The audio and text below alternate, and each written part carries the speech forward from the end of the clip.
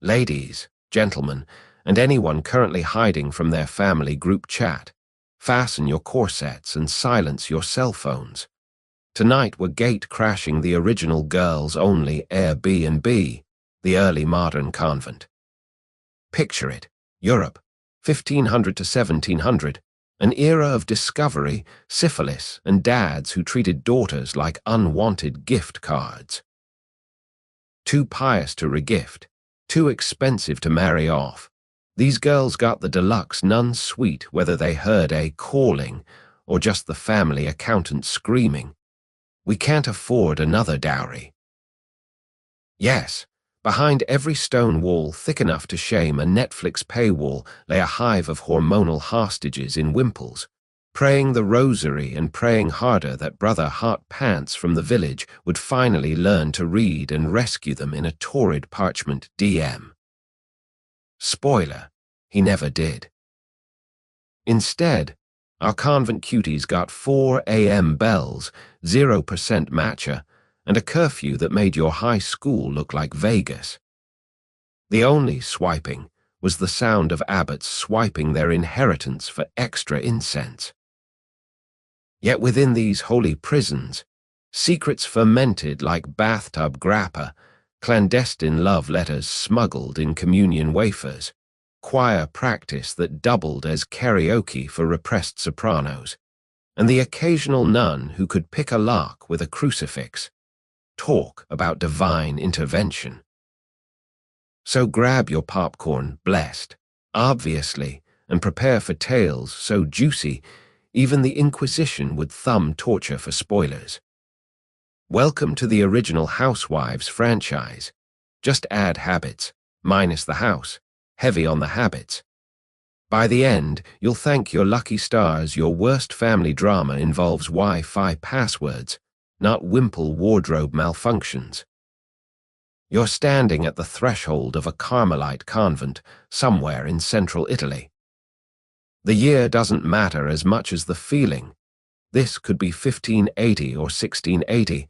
The architecture of control doesn't change much. The walls are thick, maybe 3 feet of stone, and they rise up like canyon cliffs on either side of you. The gate behind you clangs shut with a sound that echoes through your chest, and you realize with uncomfortable clarity that this isn't a door that opens from the inside. Not without permission, not without scandal. The air smells like cold stone, beeswax, and something faintly herbal, maybe rosemary from the gardens you glimpsed through the grate, or perhaps the dried lavender tucked into the sleeves of habits to mask the reality that bathing happens maybe once a month if you're lucky. The floors are flagstone, smoothed by centuries of sandaled feet, and they conduct cold like they're personally offended by the concept of warmth. It's November, let's say, because that makes it worse. The kind of damp cold that gets into your bones and sets up permanent residence. You're here because your family decided you were. Maybe you're a third daughter and the dowry money ran out after your older sisters married. Maybe you showed too much interest in the wrong young man, or perhaps you showed too much interest in books, in questions, in having opinions about your own future. Maybe you're actually devout, genuinely called to this life of prayer and contemplation. But statistically, you're probably here because you had nowhere else to go. The convent accepts a smaller dowry than marriage requires, and your family gets to tell everyone you've been blessed with a holy vocation. Everyone saves face. Everyone except you. The other women file past you in the corridor, 40, maybe 50 of them in this particular house. Some are young, your age, eyes still bright with something like hope or defiance. Others are ancient, bent like question marks, having spent 60 years inside these walls until the stones and their spines have become mirror images of each other. They don't speak. The rule of silence isn't absolute, but it's heavy, a blanket thrown over everything that wants to be said. You're assigned a cell, and that's really what it is. Let's not pretend otherwise. 10 feet by 6 feet, maybe. A narrow bed with a straw mattress that crackles when you sit. A wooden desk. A crucifix on the wall that seems to watch you with the intensity of a security camera. One small window high up with bars, not decorative ironwork. Actual bars. The kind that say, you are not leaving. A single candle for light, which you'll be expected to ration because wax costs money and the convent's accounts are maintained with the precision of a forensic audit. The daily schedule is waiting for you, though no one bothers to hand you a written copy because you'll learn it through repetition until it's carved into your muscle memory. Matins at midnight. Yes, midnight, because sleep is apparently negotiable when God is involved. Lauds at dawn. Prime, terce, sext, nun, vespers, compline. The hours structured around prayer until your entire existence is measured in increments of devotion. Between these services, work. Sewing, spinning, copying manuscripts if you're educated enough, tending gardens, preparing meals from ingredients that would make a modern health inspector weep. Silence throughout, mostly. Obedience always. And somewhere in this routine, usually once a week, sometimes more often, confession. You'll kneel in a wooden booth, a screen between you and the priest, and you'll inventory your sins. Except here's the thing about confessing every week when you're locked in a building with the same 40 women and nothing ever happens. You run out of sins pretty quickly. How many times can you admit to prideful thoughts or mild envy before the priest starts wondering if you're holding back? How long before the act of confession itself becomes the most intimate relationship you have? Because that's what we're really here to talk about. Not the prayers or the daily grind of monastic life, but what happens when desire, sexual desire, romantic longing, the fundamental human need for touch and connection, has absolutely no authorized outlet. When your body, your thoughts, your dreams refuse to cooperate with the program of total renunciation. When you're 17 or 25 or 38 and you wake up in the night wanting something you're not allowed to name, let alone pursue. The official answer is you pray harder, you fast, you discipline yourself, sometimes literally, with the small whips kept in cells for exactly this purpose. You're supposed to mortify the flesh until it gives up and behaves. Except bodies don't work that way. Desire doesn't evaporate just because a rule says it should. And in the gaps between what's supposed to happen and what actually happens, something strange begins to grow.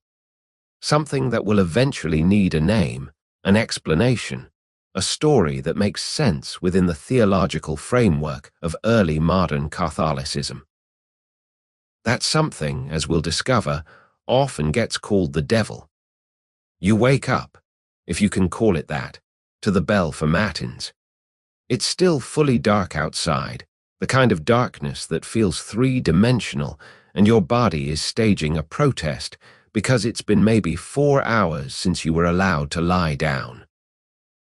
The cold has intensified overnight, as if the stones spent the dark hours actively generating chill just to spite you. You wrap your habit tighter, but wool can only do so much when the building itself seems designed to remind you that comfort is a worldly attachment you've supposedly renounced.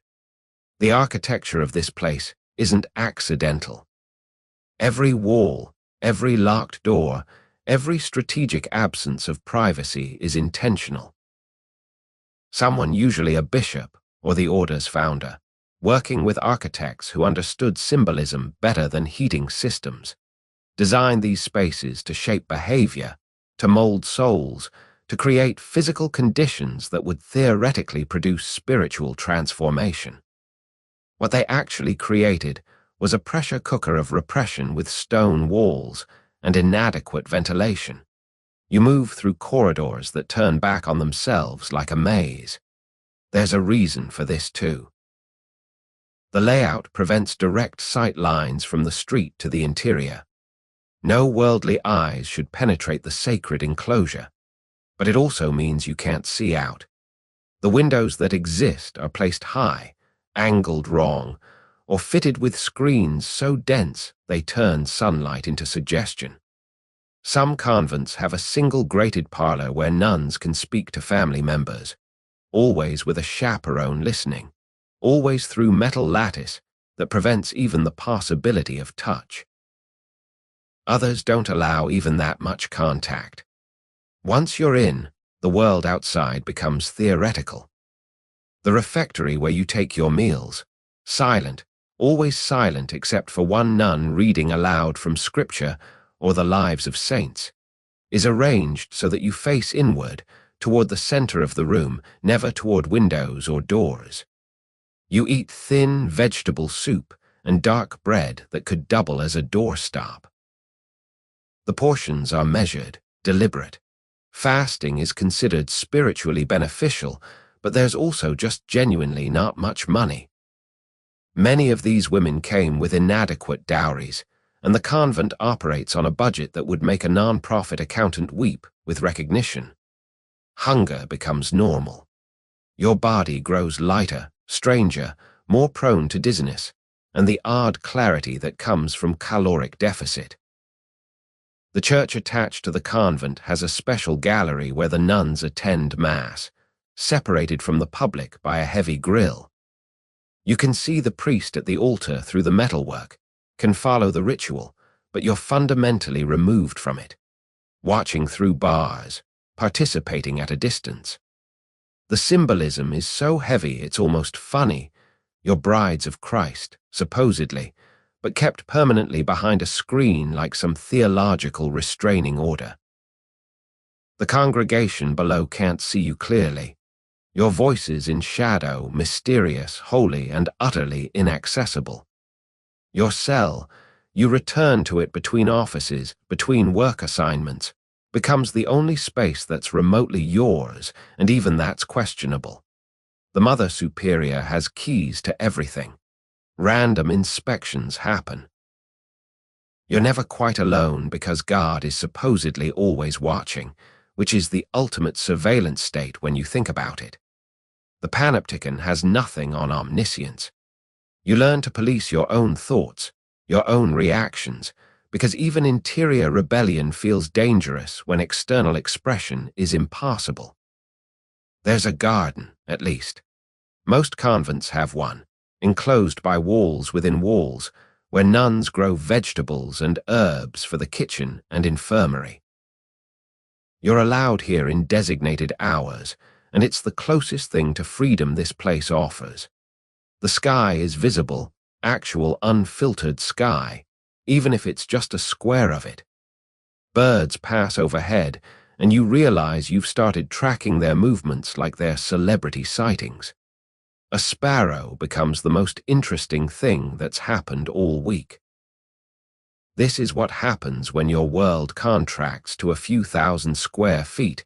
Everything takes on disproportionate significance. The bathhouse, when you're finally allowed to use it, is communal and mortifying. Privacy isn't considered spiritually necessary, so you wash in the presence of others, quick and efficient, because modesty demands you not linger over your own flesh. The water is cold or lukewarm at best. Soap is rationed. You start to understand why saints' lives make such a big deal about their ascetic practices. It's not that they chose discomfort. It's that discomfort was unavoidable, and they just rebranded it as virtue. The walls themselves are thick enough that sound doesn't travel well between cells, but you learn the acoustic quirks of the place, where voices carry, where they don't. The confessional booth, for instance, is surprisingly resonant. What feels like private whisper between you and the priest can sometimes be heard by anyone standing near the door. Not clearly, maybe, but enough to catch tones, rhythms, the emotional frequency of what's being said. This matters more than you'd think. Because when confession becomes the only place you can speak honestly about interior experience, the semi-permeability of that privacy becomes a problem. Some convents have a turn, a rotating wooden cabinet built into the wall, where items can be passed in from the outside world without actual contact. Food, letters, supplies appear as if by magic, rotated through from the other side. You place your finished needlework or copied manuscripts in the turn, and they vanish into the secular world to be sold, generating the tiny income that keeps this place running. Its commerce conducted like a drug deal, everything at a distance, no hands touching, no faces seen. The most claustrophobic part isn't actually the physical space, it's the temporal enclosure. You realize, maybe a month in, that this is it. This is your life now, not for a semester, not for a trial period, but forever. Perpetual vows mean perpetual. You will eat in this refectory when you're 70. You will sleep in this cell until you die in it. The woman you saw earlier, bent like a question mark, spine curved from decades of scrubbing floors. That's your future, visible and unavoidable. And somewhere in all this enclosure, this careful architecture of separation and denial, your body continues doing what bodies do. You're still young, still alive, still possessed of all the hormones and neurochemistry that produce desire. The walls were built to keep the world out, but they can't keep your own humanity at bay. It just goes underground, finds new channels, expresses itself in ways that the builders of these elaborate stone cages never quite anticipated. You're 3 months into convent life when you first hear the words spoken in a way that makes your spine straighten. Possessed. It happens in the refectory during the evening meal, when the silence is broken by Sister Caterina. Young, maybe 19, with dark circles under her eyes that suggest she's sleeping about as well as you are. She stands up suddenly, knocking her wooden bowl to the floor with a clatter that echoes like a gunshot in the quiet room. And then she starts speaking in a voice that doesn't sound like hers at all, deeper, rougher, switching between Italian and what might be Latin or might be complete nonsense. It's impossible to tell when you're terrified. The Mother Superior moves fast, surprisingly fast for a woman in her 60s with arthritis. She has 2 other nuns restrain Caterina, who is now thrashing with impressive commitment, and they half drag, half carry her out of the room.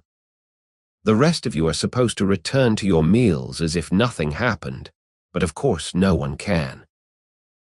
You push cold soup around your bowl and try not to look at each other, because eye contact might acknowledge that something absolutely not normal just occurred. Later, through the careful whisper network that exists in every enclosed community no matter how strict the silence rule, you learn the story. Caterina has been troubled for weeks.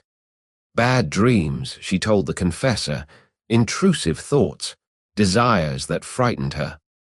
The priest prescribed more prayer, more fasting, more discipline. Standard procedure. But instead of improving, she got worse, started having fits during Mass, claimed something was inside her, something that wanted things she couldn't admit to wanting herself. And so the diagnosis arrives, carried on the authority of theological certainty, demonic possession. Here's what makes this diagnosis so perfectly, almost elegantly convenient. It explains everything while excusing the victim. You're not sinful, you're invaded. You're not responsible for those thoughts about the young priest who took your confession last month, the one with kind eyes and gentle hands. No, that's a demon speaking through you, using your voice, manipulating your body for its own purposes.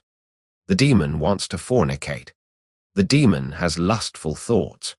The demon makes you wake up in the night with your hand between your legs. You, the real you, are innocent.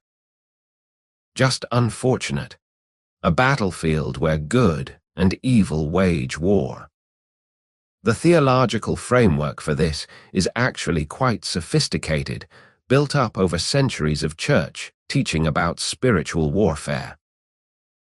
Demons are real, fallen angels with intelligence and malice, capable of afflicting humans in various ways. Possession is rare, the most extreme form of demonic attack, reserved for cases where the entity actually inhabits the body and can control it against the person's will. Lesser forms include oppression, external attacks, and obsession, intrusive thoughts. But possession gets all the attention because it's the most dramatic, the most visible, and the most useful. Useful because it creates a category of behavior that would otherwise be unforgivable. A nun who willingly engages in sexual activity has broken her vows, betrayed Christ, committed mortal sin. She faces severe punishment, public penance, permanent isolation, sometimes even imprisonment. But a nun who is possessed, she's a victim. She needs help, prayers, exorcism. She might even become holy through her suffering, a living example of spiritual combat. Same behavior, completely different moral and social consequences, all depending on whether you attribute agency to the woman or to a demon. You start noticing how often possession gets invoked when sexual transgression is in the mix. It's not that every case involves sexuality. Some possessions feature violence, blasphemy, prophecy, all sorts of theatrical elements. But there's a pattern. The possessed nun who strips off her habit and tries to seduce the exorcist. The one who speaks in obscene language about acts she supposedly has no knowledge of. The one whose demon claims to have entered her through the confessional, through the words and presence of a priest whose attention may be felt like more than spiritual guidance. The Church has an entire infrastructure for this. Exorcism, rituals laid out in detail, prayers in Latin, holy water and blessed objects, procedures that have been refined over centuries. In theory, any priest can perform minor exorcisms. Major ones require episcopal permission and usually involve specialists, priests with experience in these matters, often older men who have seen multiple cases and know the signs. These exorcists wield enormous power. They decide if the possession is genuine or faked, which symptoms are demonic, and which are just hysteria or melancholy, though these categories blur in practice. Their word determines whether a woman gets help or punishment. What you realize, lying in your cell at night listening to distant sounds of crying or prayer, is that possession offers something profoundly valuable, a language for the unspeakable. You can't say, I want to be touched. You can't say, I have sexual feelings for my confessor. You can't say, my body is screaming for experiences that my vows forbid. But you can have fits. You can speak in tongues. You can let something else. Call it demon, call it dissociation, call it theatrical performance. Express what you cannot. And if you're caught in an actual sexual relationship, if love letters are discovered, or worse, if pregnancy occurs, which happens more often than the official records like to admit, then possession becomes the narrative that might save you. It wasn't consensual, you can claim. You were under demonic influence. You didn't choose this, you were compelled. The demon used your body as an instrument. In a culture with no concept of consent as we understand it, where women's testimony about their own experiences carries minimal weight, this theological loophole might be the only path to anything resembling mercy. The cynical interpretation is obvious. It's all performance, women gaming a system that gives them no other options. But the reality is stranger and more complicated. Some possessions probably were deliberate theater. Others might have been genuine psychological breaks, dissociative episodes triggered by impossible stress. Still others occupy a territory that's hard to name, states where the possessed woman half believes her own performance, where the demon becomes real because believing in it is more bearable than accepting that you, yourself, want forbidden things. Sister Caterina returns to the refectory a week later, pale and shaky, accompanied by whispers that the exorcism was successful. She doesn't make eye contact with anyone. The priest who performed the ritual is lauded for his holy work, and everyone pretends that normal service has resumed. Except you notice that Caterina is excused from confession with the regular priest now. A different confessor handles her case, someone older, less likely to inspire whatever feelings got labeled as demonic. The architecture of the convent hasn't changed, but the human arrangements shift slightly, accommodating the unspoken truth that proximity plus desire equals danger, and sometimes the easiest solution is just more distance. You wonder, as you kneel for compline that night, whether you'll ever need this particular escape route. Whether your own desires, still formless, still manageable, might someday require a demon to carry them. You're kneeling in the confessional booth for the 4th time since entering the convent, and you're starting to understand why this small wooden box generates so much trouble. The space is tiny, barely large enough for your body in its folded position, dark except for whatever light seeps through the screen that separates you from the priest. That screen, usually carved wood, sometimes metal grill, always just transparent enough to suggest a face on the other side, is supposed to preserve modesty and proper boundaries. In practice, it creates the most intimate space in the entire convent. You can hear him breathing. That's the first thing that strikes you, how present he is despite the physical barrier. The whisper quiet of his inhale, the barely audible shift of fabric as he leans closer to hear your confession. Your voices have to stay low, private, and that means proximity, means speaking almost mouth to screen in a way that feels uncomfortably personal. You can smell him, not unpleasant, just human. Incense and wine from Mass. Well, that needs washing, the faint mustiness of a man who lives in quarters not much better than yours. The ritual begins. Bless me, Father, for I have sinned. It has been 1 week since my last confession. Standard opening, words worn smooth by repetition across centuries, and then you're supposed to inventory your transgressions. Except what sins, exactly, have you committed in a convent? You got annoyed during Lauds because Sister Maria's singing is objectively terrible. You felt envious of Sister Benedetta's cell, which has a slightly larger window. You ate your bread too quickly instead of with proper mindful gratitude. This is thin material for a confessional, the spiritual equivalent of I'm sorry for any offense I may have caused at the end of an email. So you stretch it out. You describe your annoyance in more detail, anatomize your envy, admit to prideful thoughts about being better educated than some of the other nuns. The priest listens, asks gentle questions, and hears where it gets complicated.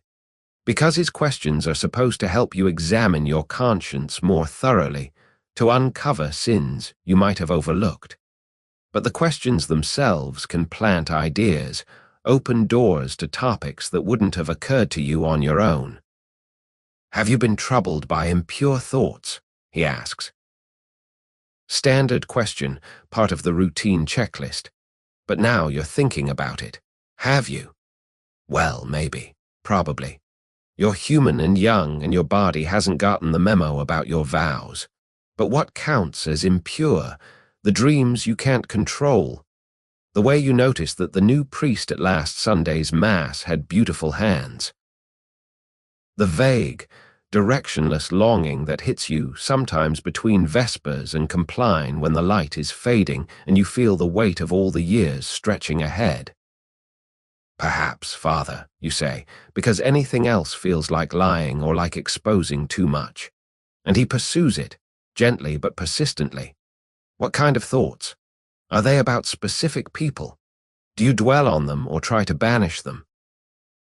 The interrogation is supposed to be clinical, diagnostic, but there's something almost prurient about it, this careful cataloging of your interior sexual landscape, conducted in whispers in a dark box with a man you can barely see. Some priests handle this with professional detachment. They've heard it all before. They're bored by the repetitive confessions of cloistered women who have nothing to confess, except thoughts and minor irritations. But others, and you're starting to sense that your regular confessor might be in this category, seem almost too interested. The questions linger too long on certain topics. The voice takes on a different quality, harder to define but definitely present when the subject is desire or bodily experience. There's a famous pattern in the historical records, documented in trial transcripts and episcopal investigations, the confessor who becomes obsessed with his penitent. It starts innocently enough. She confesses struggles with impure thoughts. He counsels her, offers spiritual guidance, maybe assigns prayers or penances designed to help. But the conversations become longer, more detailed, more focused on her inner life. She's vulnerable, isolated, starved for individual attention in a place where identity dissolves into collective routine. He's often not much better off. Priests assigned to convents are frequently young, recently ordained, sent to these positions specifically because it's assumed they'll have minimal temptation. Nobody's thinking clearly about what happens when minimal temptation meets maximum opportunity. The confessional becomes their private space. She tells him things she can't tell anyone else, not just sins, but fears, longings, the thousand small griefs of convent life. He responds with sympathy, understanding, attention that feels like water in a desert. The boundary between spiritual direction and emotional intimacy blurs. Sometimes it goes further. Letters get passed through the turn or via sympathetic servants. Meetings happen in the parlor under pretense of spiritual counsel. In extreme cases, the priest finds ways into the enclosure itself. Bribery, manipulation of schedules, exploitation of his clerical authority. And if it's discovered, if letters are found or pregnancy occurs or another nun reports suspicious behavior, that's when possession becomes incredibly useful. Because a nun who willingly conducted an affair with her confessor is a scandal that damages everyone, the convent, the order, the church's reputation. But a nun who was possessed by a demon who appeared to her in the guise of her confessor, that's different. That's a spiritual attack, a tragedy, something that can be managed through exorcism and prayer rather than public punishment and disgrace. You're learning to navigate confession carefully. Not too much detail, not too little. Enough to seem genuinely engaged in self-examination, not enough to open doors you don't want opened. You're watching the other nuns too, noticing who stays in the confessional for 10 minutes versus who's in there for 40.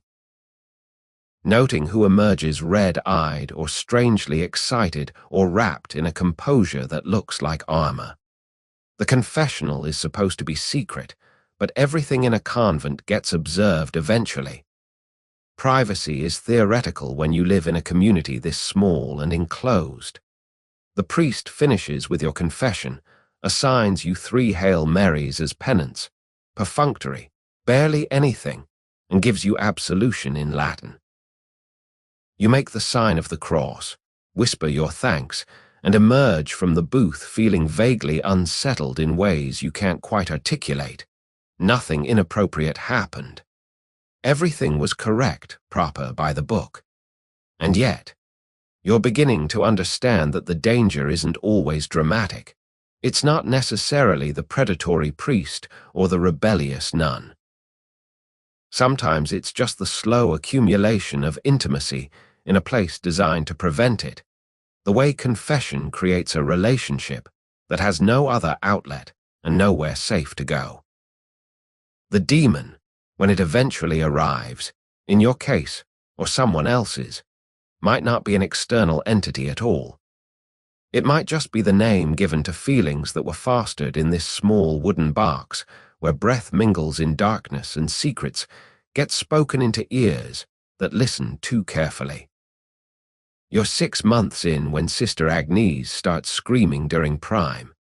Not words, just sound. A raw, animal howl that cuts through the chanted psalms like a knife through silk.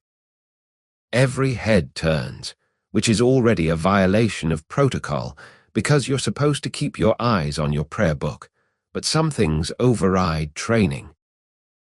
Agnes is on the floor, body arched backward in a way that looks physically impossible, limbs rigid, face contorted. The scream goes on longer than seems feasible on a single breath, and then suddenly cuts off. She goes limp.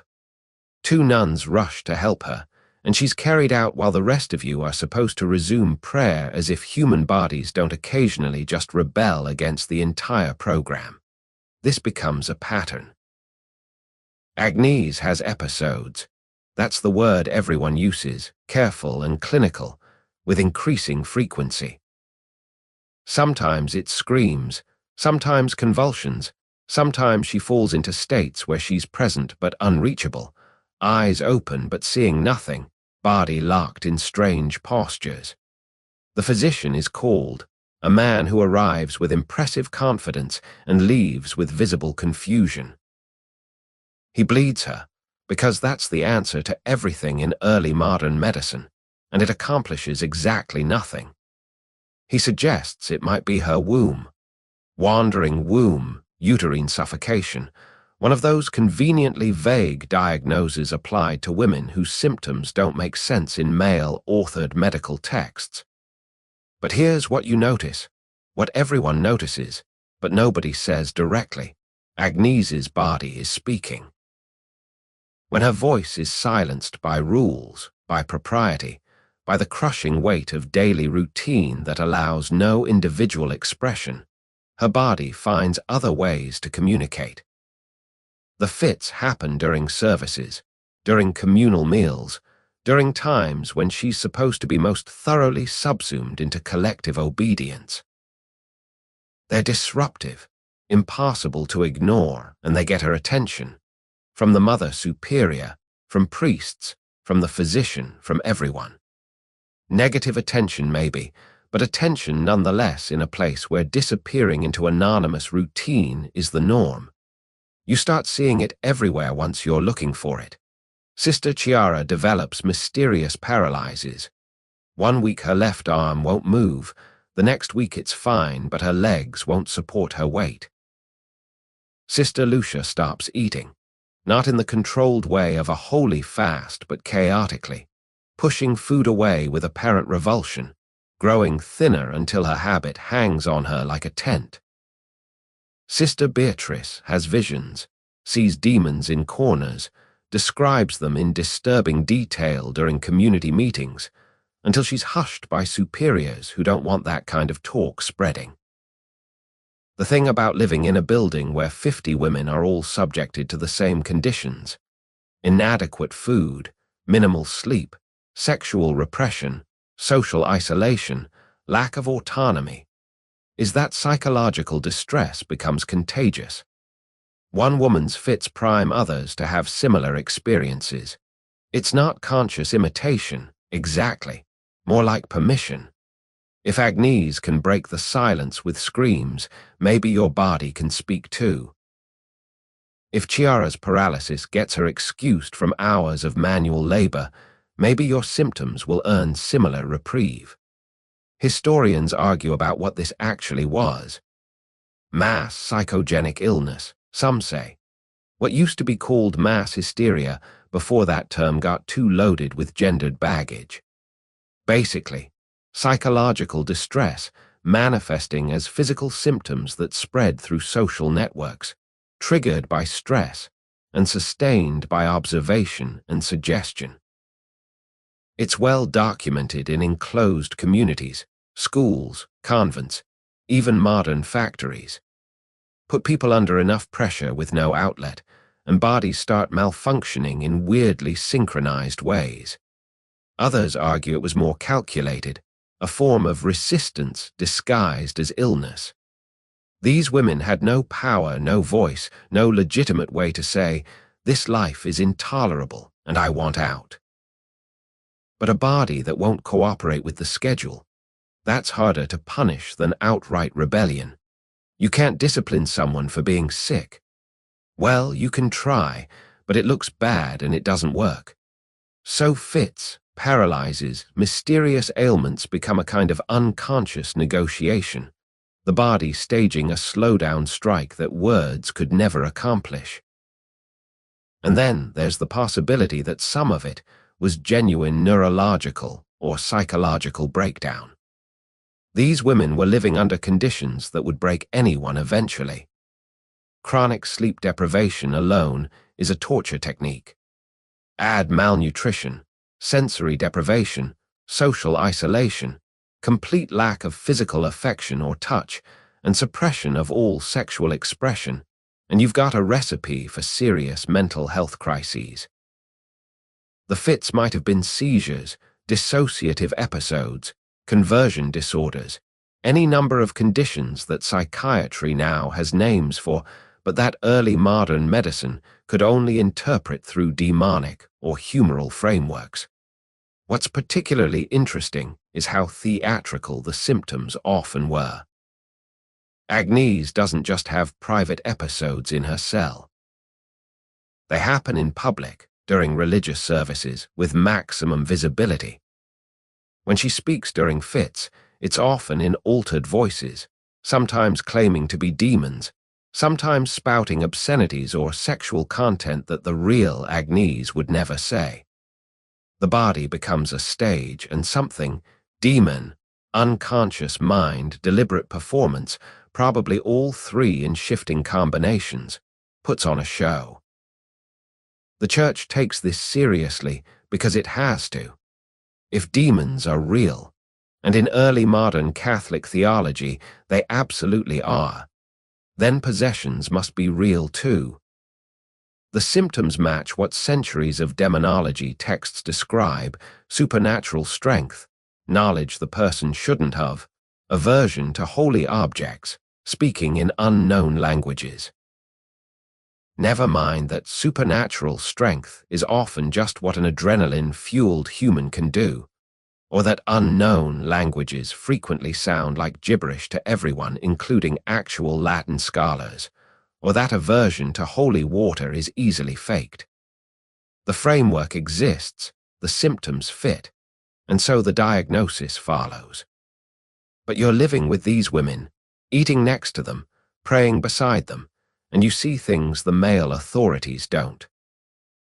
You see Agnes's eyes sometimes, in the moment before a fit, and there's something that looks almost like decision there. A flicker of calculation, as if she's choosing this moment, this audience.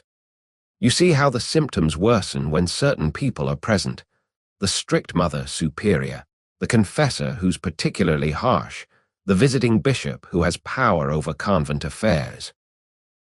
And you see how, occasionally, a woman having a fit will crack an eye open to check if anyone's watching before resuming her convulsions. This doesn't mean it's fake. That's the thing people miss, trying to sort possessions into real versus fraudulent. It can be both. You can be genuinely distressed, and also deliberately performing that distress. You can half believe you're possessed, and half know you're doing it for attention or protection. The mind is capable of extraordinary compartmentalization, of believing its own theater. And in a context where demon possession is the only available narrative for certain kinds of suffering, your distress will naturally shape itself to fit that mold. Your own body hasn't betrayed you yet, or hasn't spoken up, depending on how you look at it. But you feel it sometimes, the potential for it.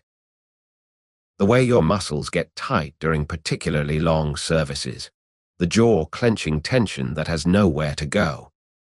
The sensation that if you don't move, don't make sound, don't somehow break the rigid control, something inside you will crack. You understand viscerally why bodies refuse silence. Because sometimes silence is violence and noise, even incoherent, convulsive noise, is survival. You're learning the vocabulary whether you want to or not, because possession has a language as specific as any technical field. There are rules, patterns, expected performances that separate genuine demonic invasion from mere illness or fraud, at least according to the priests and exorcists who consider themselves experts in these matters. It's like learning a new dialect, except this one comes with eternal consequences if you get the grammar wrong.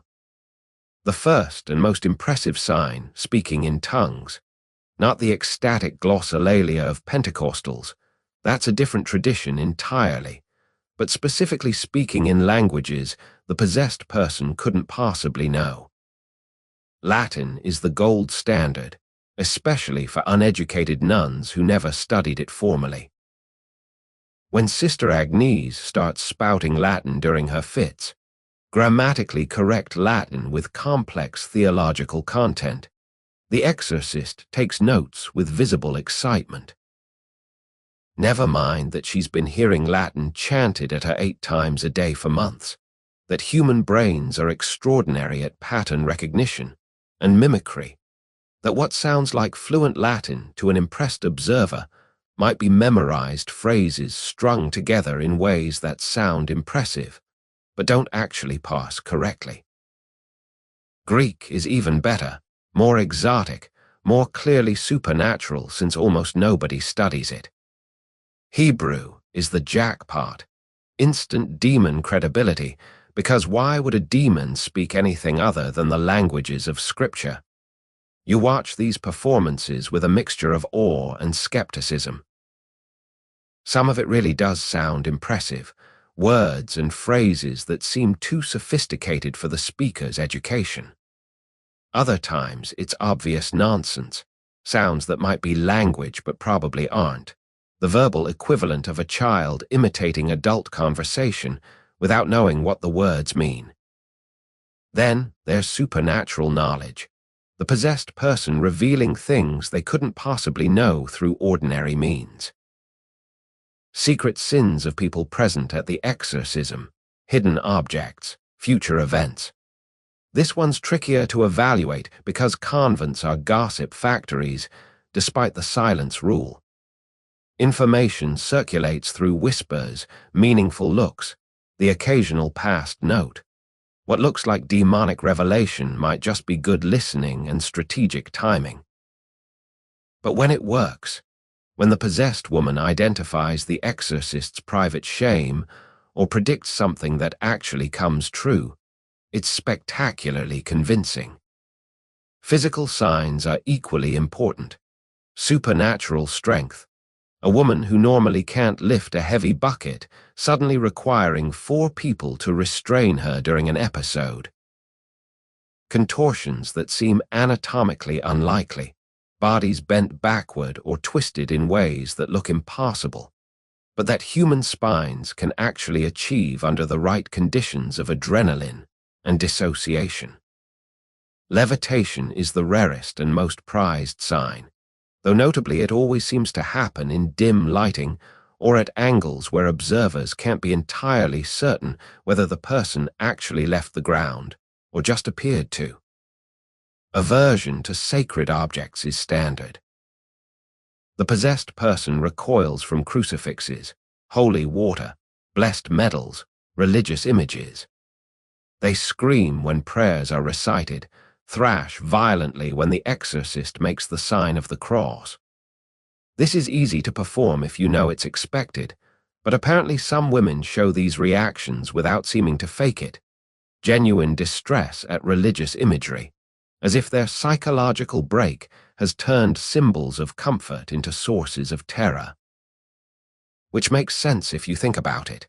If your breakdown is happening within a religious framework that's been oppressive and controlling, those symbols might genuinely trigger panic.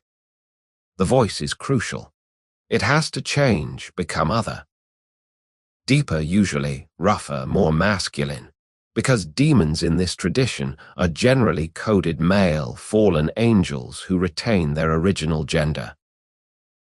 Some possessed nuns develop multiple voices, different demons with different personalities taking turns speaking through the same body.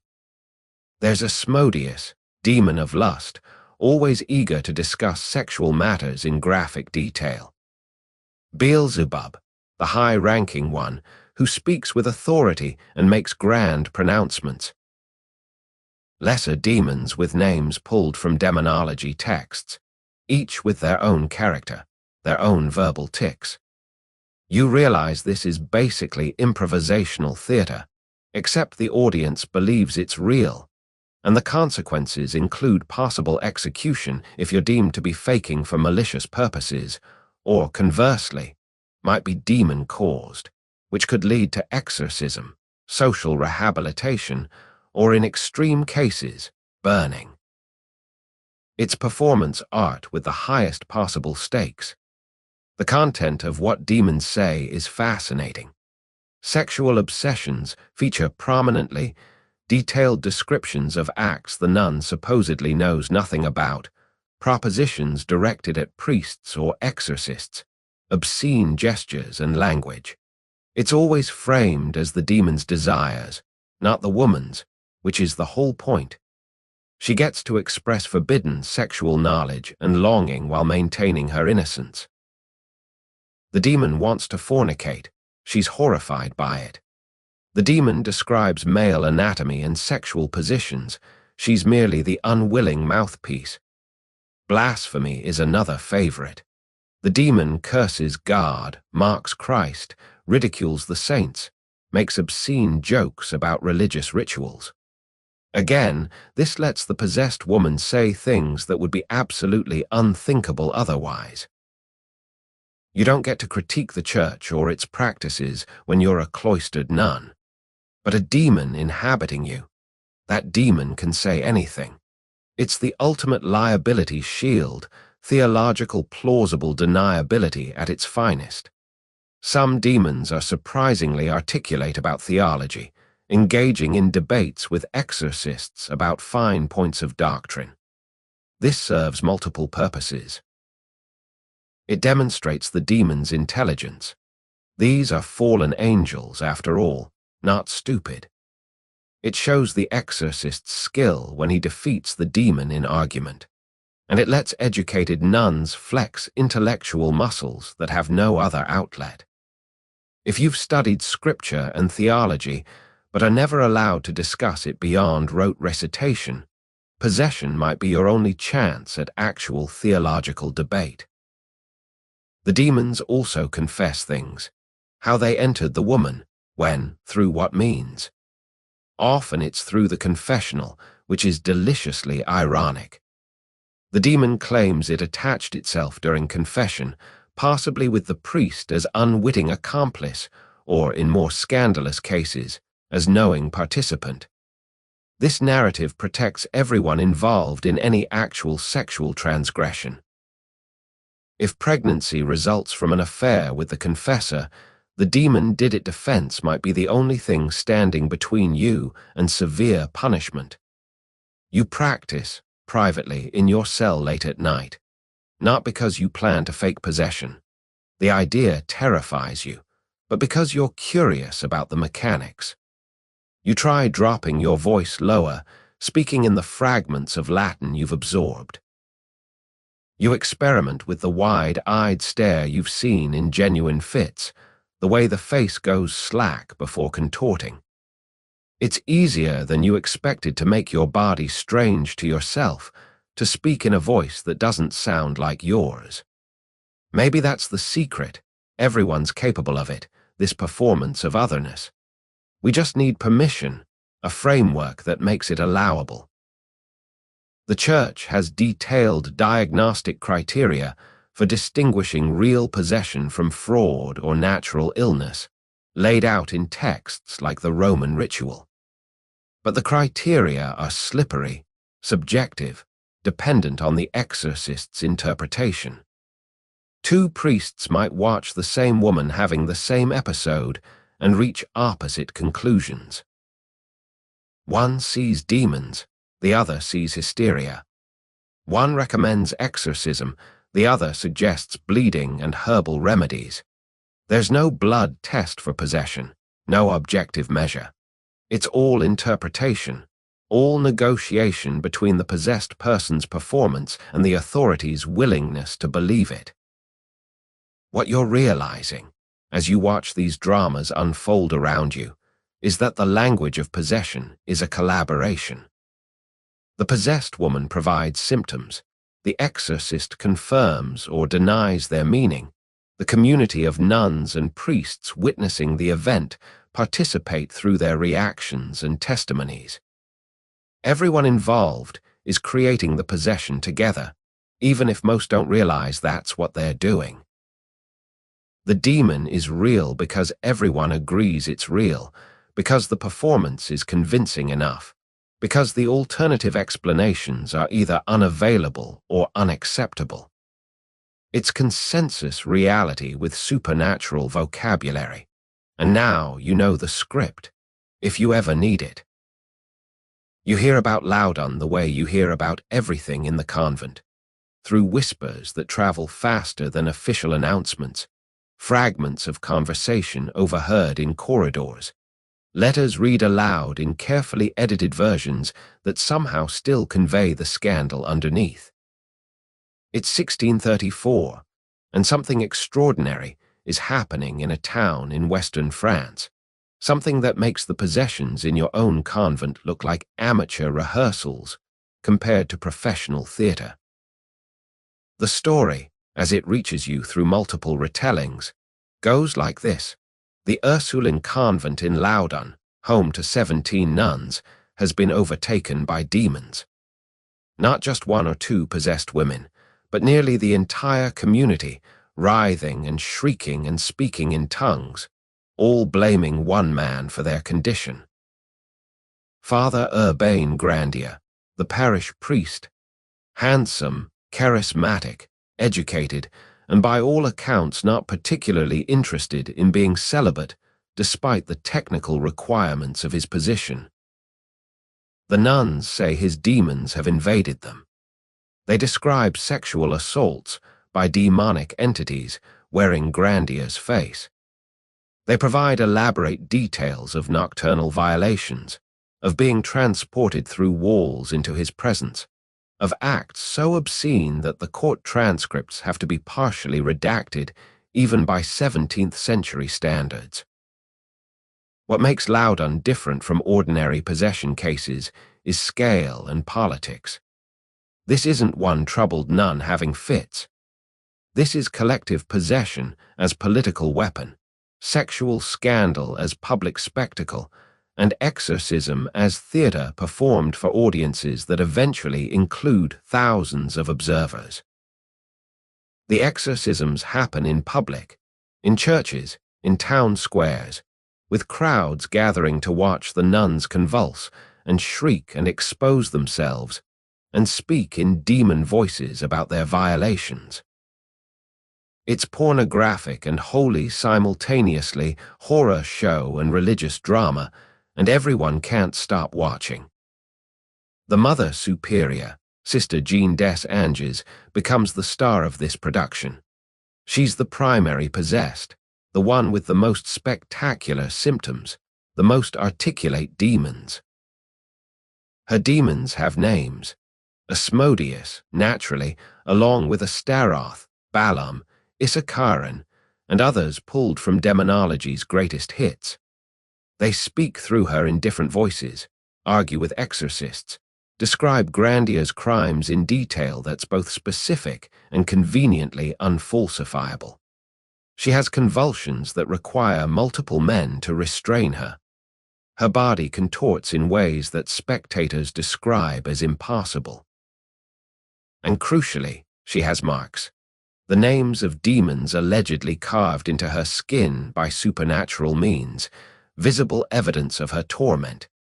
You try to imagine it, performing possession not in the semi-privacy of your convent but in front of thousands.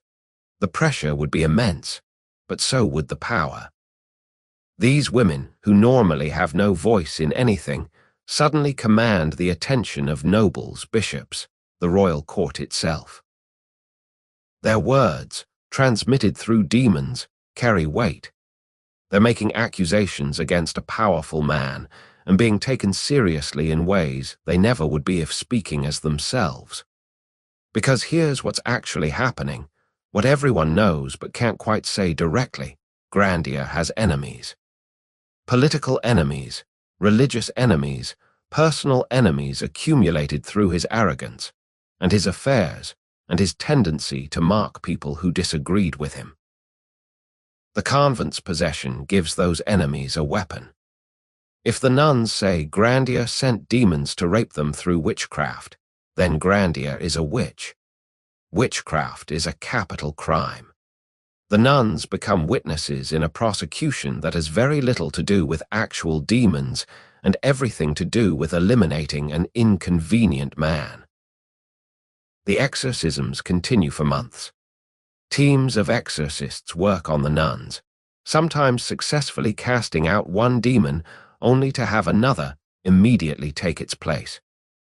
The performances become more elaborate, nuns claiming to be forced to dance obscenely, to make lascivious gestures, to expose their bodies in ways that are supposed to demonstrate demonic control, but that looks suspiciously like exhibitionism with theological cover. Observers are divided. Some see genuine supernatural warfare. Others see fraud but can't say so publicly without risking accusations of atheism or Protestant sympathies. Grandier maintains his innocence throughout, even under torture, which is saying something because the torture is extensive and creative. He denies the witchcraft, denies sending demons, denies everything except his general tendency towards sexual sin, which he admits because it's undeniable.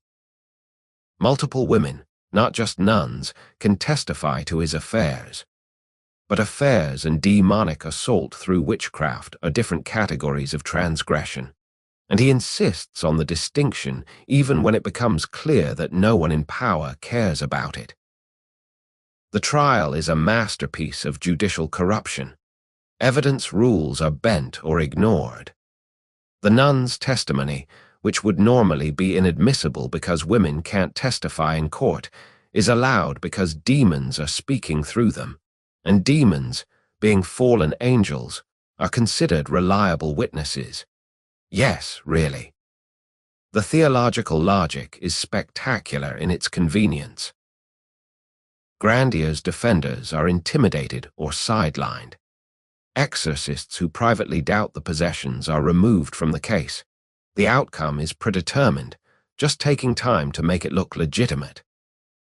August 18, 1634, Urbain Grandier is burned at the stake in Loudun's public square. He maintains his innocence to the end, which some take as evidence of guilt. Only a witch would refuse to confess, even facing death. Others see a man martyred by false accusations and political machinations. The nuns are there, watching from windows, supposedly still possessed, because casting out the demons is taking longer than expected now that the source of the witchcraft is eliminated. Funny how that works. Here's what haunts you about the story: were the nuns lying? Were they possessed? Were they victims of Grandier or victims of the men who used their claims to destroy him? The answer is probably all of the above in varying degrees. Sister Jean might have genuinely believed she was possessed, while also knowing she was performing, while also being manipulated by exorcists and authorities who had their own agendas. She could be victim and perpetrator simultaneously, traumatized woman and calculating actress, genuinely ill and deliberately fraudulent. The possessions at Loudun continue for years after Grandier's death. Sister Jean becomes famous, travels to meet the king, displays her demonic marks to important visitors. She writes a memoir. Yes, Possessed nuns can publish memoirs apparently, describing her experiences in detail that's both pious and sensational. She eventually claims to be cured through miraculous intervention, receives healing of her demon-marked skin, and lives out her days as a holy woman whose suffering brought glory to God.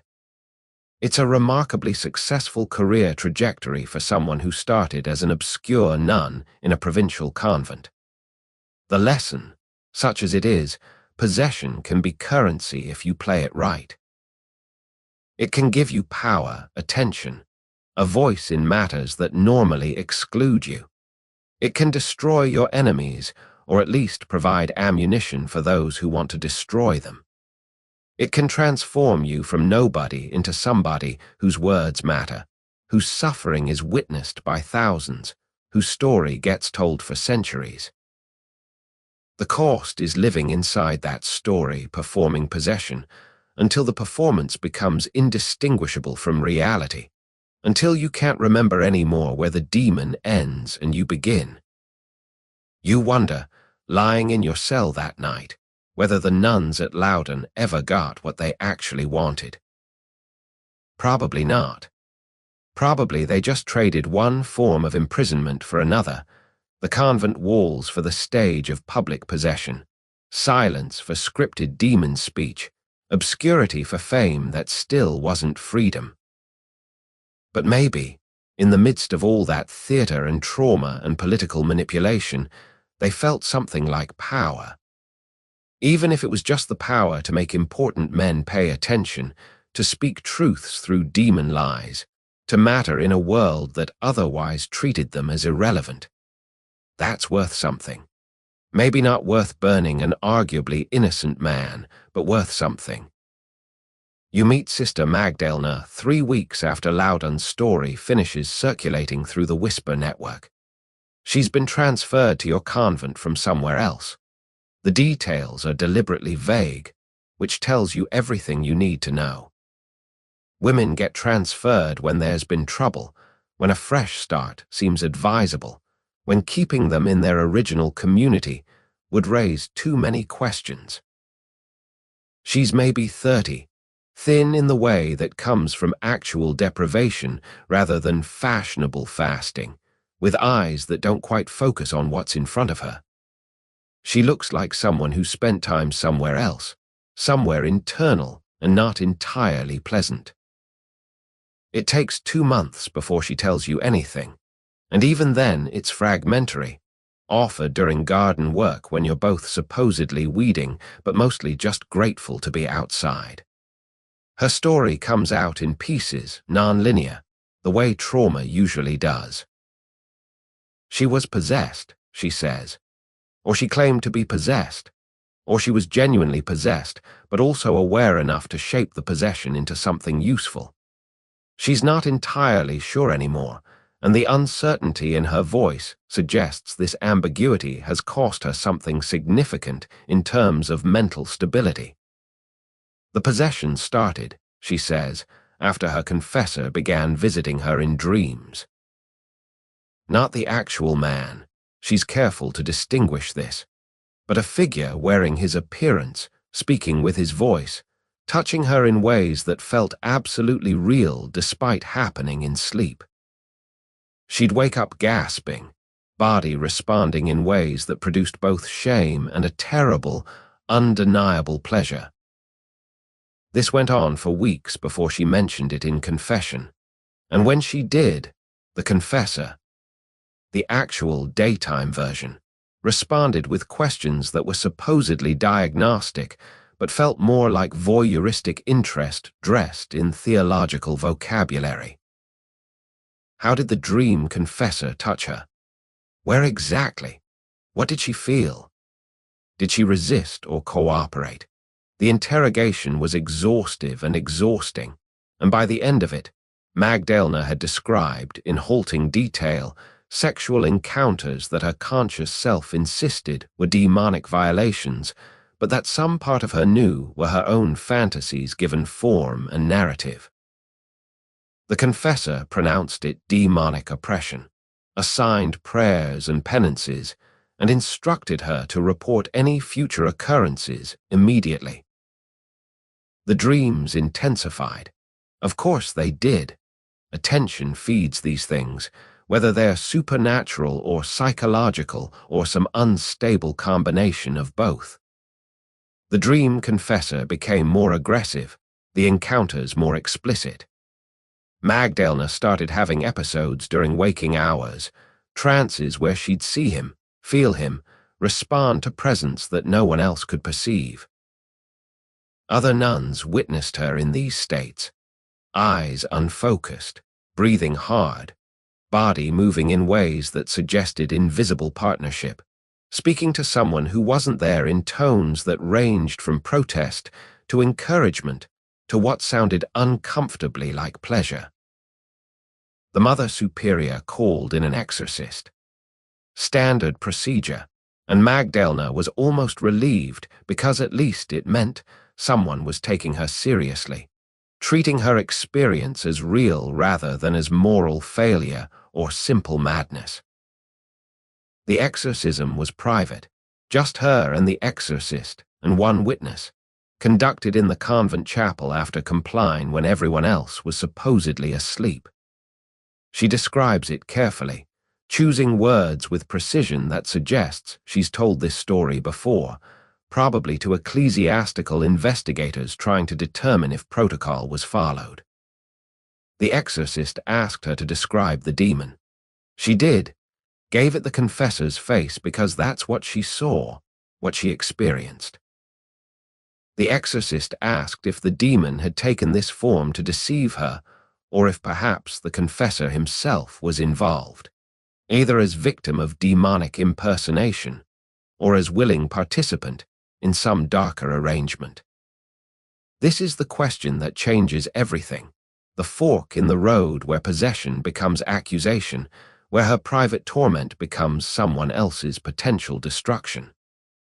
Magdalena chose her words carefully then, and she's still not sure if she chose correctly. She said the demon wore the confessor's appearance, but she couldn't say whether the man himself was complicit. Ambiguous enough to protect herself, vague enough to avoid directly accusing him, but suggestive enough that the investigation expanded to include his conduct. Letters were examined. Other nuns were questioned about his confession practices. Patterns emerged. He was too interested in certain topics, too focused on the sexual sins of young nuns, too willing to extend confession sessions with particular women.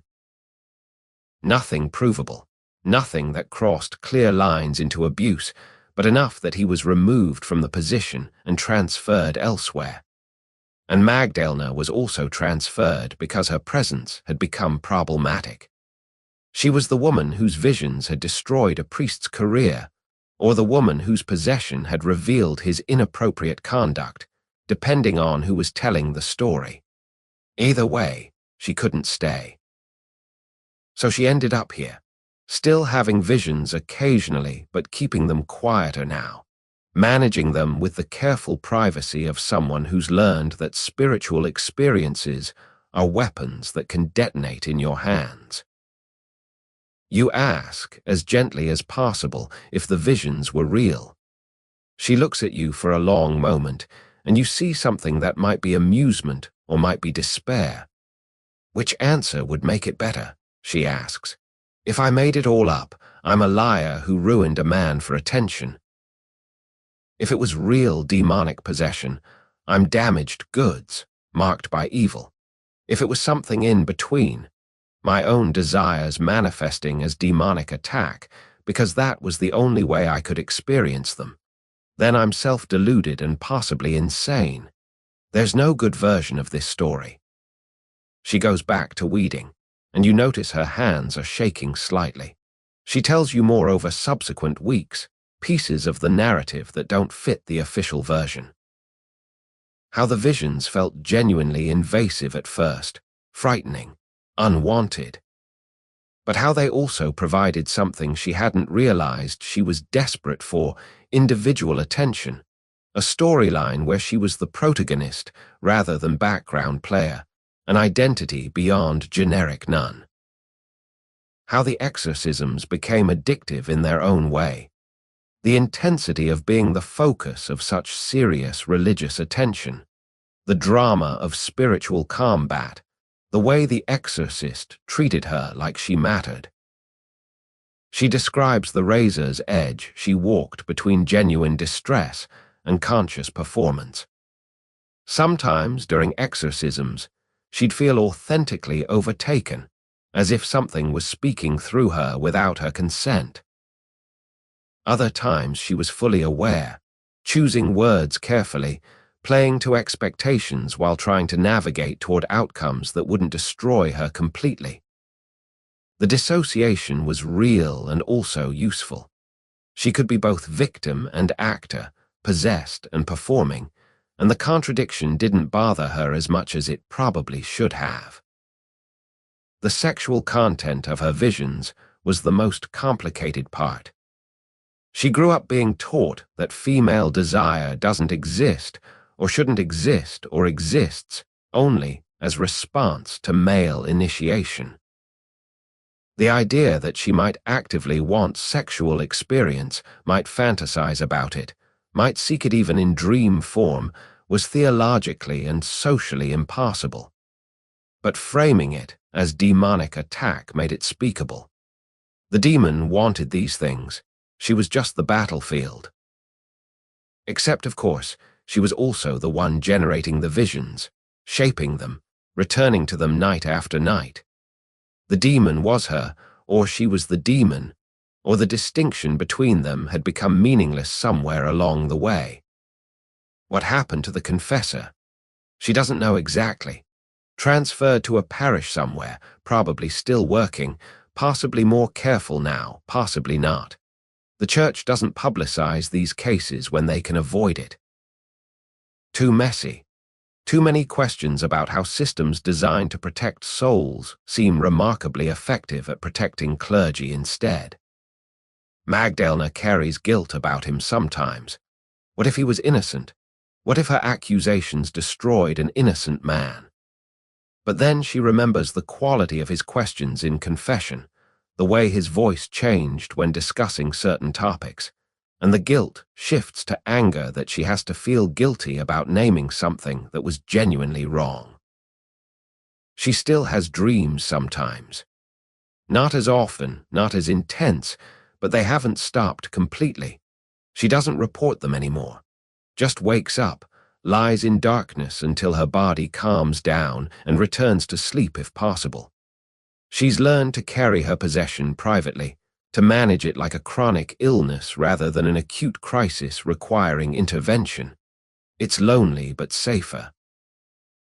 The alternative, public exorcism, investigation, the whole apparatus of ecclesiastical response, costs too much in ways that have nothing to do with demons and everything to do with how power works in enclosed religious communities.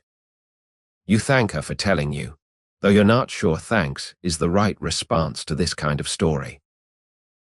She shrugs, says it helps sometimes to speak it aloud, to have someone witness the testimony even without official consequence. You both return to weeding, and the garden is quiet except for bird sounds and the distant bell marking sext. The normalcy feels surreal after the conversation, but maybe that's the point. Possession or vision or psychological break, or whatever you want to call it. Life continues around it, through it, despite it. The routine reasserts itself. The walls stay standing. And women like Magdalena learn to carry impossible stories in silence, again. You're allowed to observe an exorcism 6 weeks after Magdalena's story settles into your bones. Not because you requested it. Requests from ordinary nuns carry approximately 0 weight. But because Sister Teresa's possession has reached the point where witnesses are required for documentation purposes, and bodies are needed to fill the chapel. You file in with a dozen others, take your assigned place on a wooden bench, and try to figure out where to direct your eyes during what promises to be an intensely uncomfortable hour. Sister Teresa is already positioned in front of the altar, seated in a heavy wooden chair that looks uncomfortably similar to restraint furniture. Two burly lay brothers stand on either side, ostensibly to assist, practically to prevent escape or violence. The exorcist hasn't arrived yet, and Teresa looks small and frightened, very far from the demon-possessed monster the build-up has suggested. She's 23, been in the convent since 16, and developed symptoms about 4 months ago after a new confessor took over the rotation.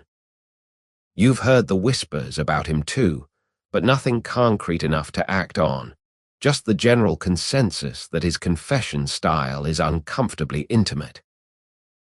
The exorcist enters with the kind of presence that suggests he knows he's performing for an audience. Father Pietro, brought in specially from Rome, experienced in these matters, supposedly successful in 17 previous cases.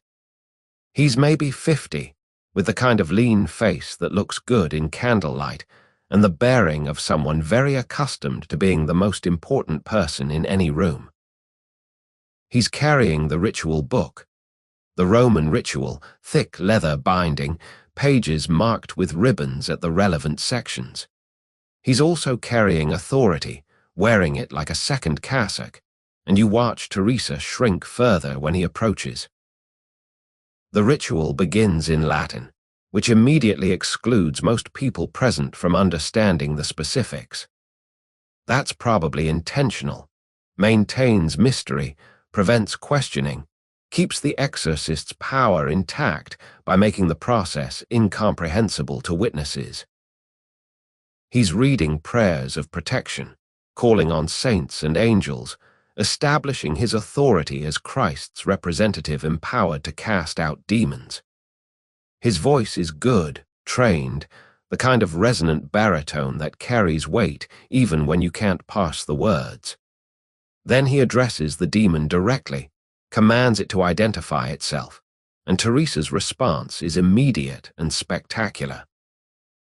Her body goes rigid, head snapping back, and a voice emerges that's nothing like her normal tone, deeper, rougher, with an edge of mockery. "You have no power here, priest," it says in Italian now, because demons are considerate enough to speak comprehensibly for the audience. "This one is mine." The performance is good, you'll give her that. Better than you'd manage on short notice. Father Pietro doesn't seem impressed or frightened, which is part of his performance too. He's seen this before, his posture suggests. Demons try to intimidate, but ultimately they're defeated by holy authority properly wielded. He makes the sign of the cross toward Teresa, demands the demon's name again, threatens it with divine judgment. The demon voice laughs, which echoes nicely in the stone chapel, and begins cataloguing Teresa's sins. Sexual thoughts, angry rebellious wishes against superiors, doubts about her vocation. It's speaking her interior life aloud through a theological puppet, and you wonder if this is relief for her, finally getting to voice everything that's been forbidden. The physical manifestations escalate. Teresa strains against the chair, requiring the lay brothers to hold her down. She's not a large woman, but apparently demons grant supernatural strength because she's putting up enough fight that both men are clearly working. Her face contorts, eyes rolling back, and she begins speaking in what the exorcist identifies as Latin, though your Latin is decent enough to recognize that it's mostly nonsense syllables with occasional real words thrown in. Close enough to sound impressive to the uninformed. Father Pietro sprinkles holy water. Teresa's demon voice shrieks, writhes away from it as if burned. He presents a crucifix, moves it closer to her face, and the reaction is even more violent, head whipping side to side, voice rising to a pitch that's genuinely unsettling. You're watching theater, you remind yourself. Except Teresa's terror looks real, sweat pouring down her face, body trembling with effort or fear or both. Whether the demon is real or not, her distress certainly is. The exorcist begins the direct commands. I cast you out, unclean spirit, along with every satanic power of the enemy, every spectre from hell, every savage companion. The language is aggressive, militaristic, framing this as combat. Teresa's demon responds with obscenities, sexual propositions directed at Father Pietro, descriptions of acts it claims to have performed using Teresa's body. This is the part that makes you deeply uncomfortable, not because of the obscenity itself, but because of how intently the exorcist listens, how he leans in when the demon describes sexual details, the quality of attention that seems less like diagnostic assessment and more like voyeuristic interest. He questions the demon extensively about sexual matters. How did it enter her? Through what physical means? What acts has it compelled her to perform? The demon obliges with elaborate answers, and you notice Teresa's face. Behind the contortions, there's something that might be calculation, a woman monitoring her performance while ostensibly being overtaken by it. She's describing sexual scenarios in graphic detail, stuff she theoretically shouldn't know about, though anyone with ears in a convent picks up more than the church thinks they do. The exorcist takes notes. For the record, presumably, though you wonder what ecclesiastical archive really needs this level of sexual detail. The other witnesses are rapt, horrified, fascinated. This is entertainment as much as religious ritual, and everyone knows it even if admitting that would be scandalous. You're watching a woman's private anguish and sexual imagination become public spectacle, validated as demonic possession rather than personal experience. It's deeply voyeuristic, borderline obscene, and absolutely riveting in the way disaster always is. Father Pietro produces relics, bone fragments of saints in ornate reliquaries, and touches them to Teresa's forehead, her hands, her chest. Each contact produces shrieks, convulsions, the demon voice screaming about pain and burning. Whether the relics have actual power or whether Teresa's simply responding to expectation is impossible to determine, but the performance is convincing. The lay brothers struggle to keep her in the chair. One of them looks genuinely frightened, like he's reconsidering his opinion about whether demons are real or just theological metaphor. An hour in, Teresa goes suddenly limp.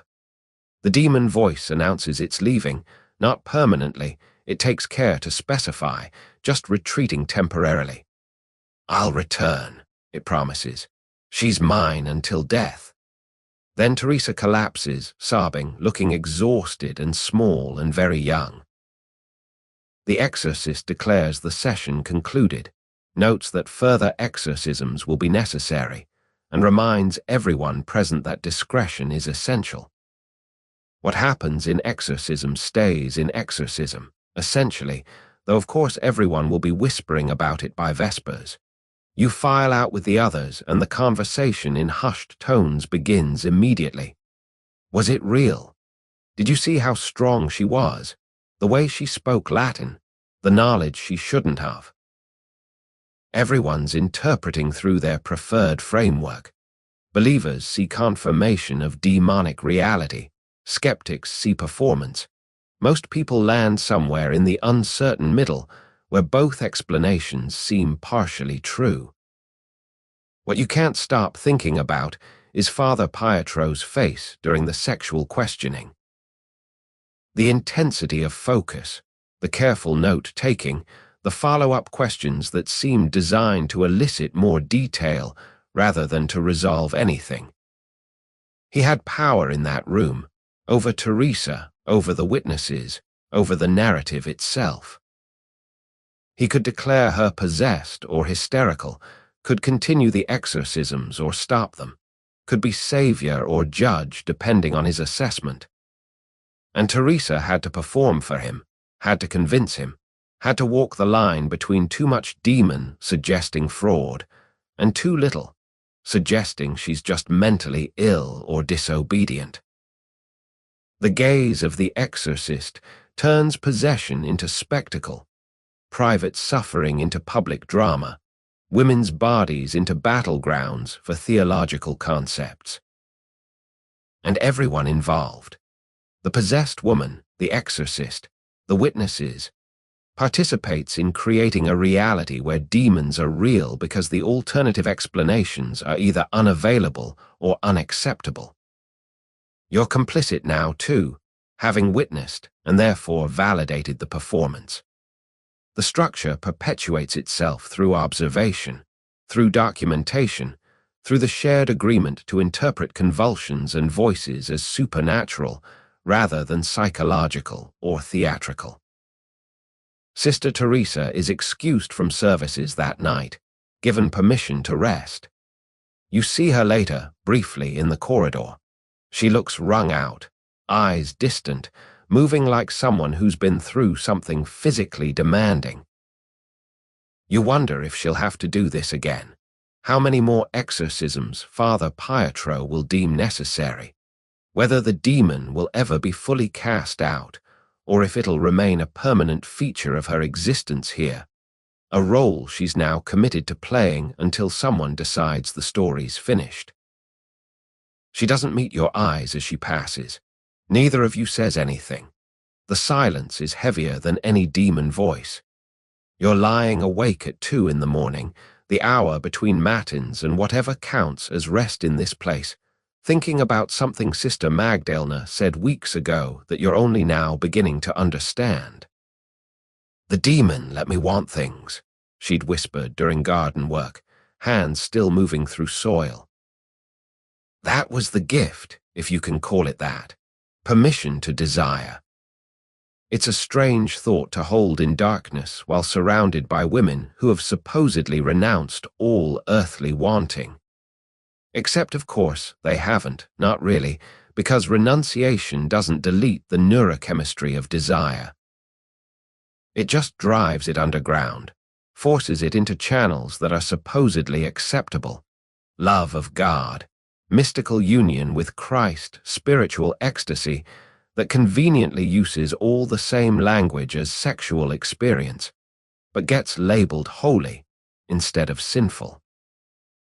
You're supposed to desire God with the intensity you desire a lover, except the moment that desire tips into anything recognizably physical, it becomes demonic. The line is impossibly thin, and everyone crosses it sometimes, even if only in dreams. The possessed nuns, you're realizing, found a loophole. They get to experience pleasure, or at least get to express the desire for pleasure, without taking responsibility for wanting it. The demon wants to be touched.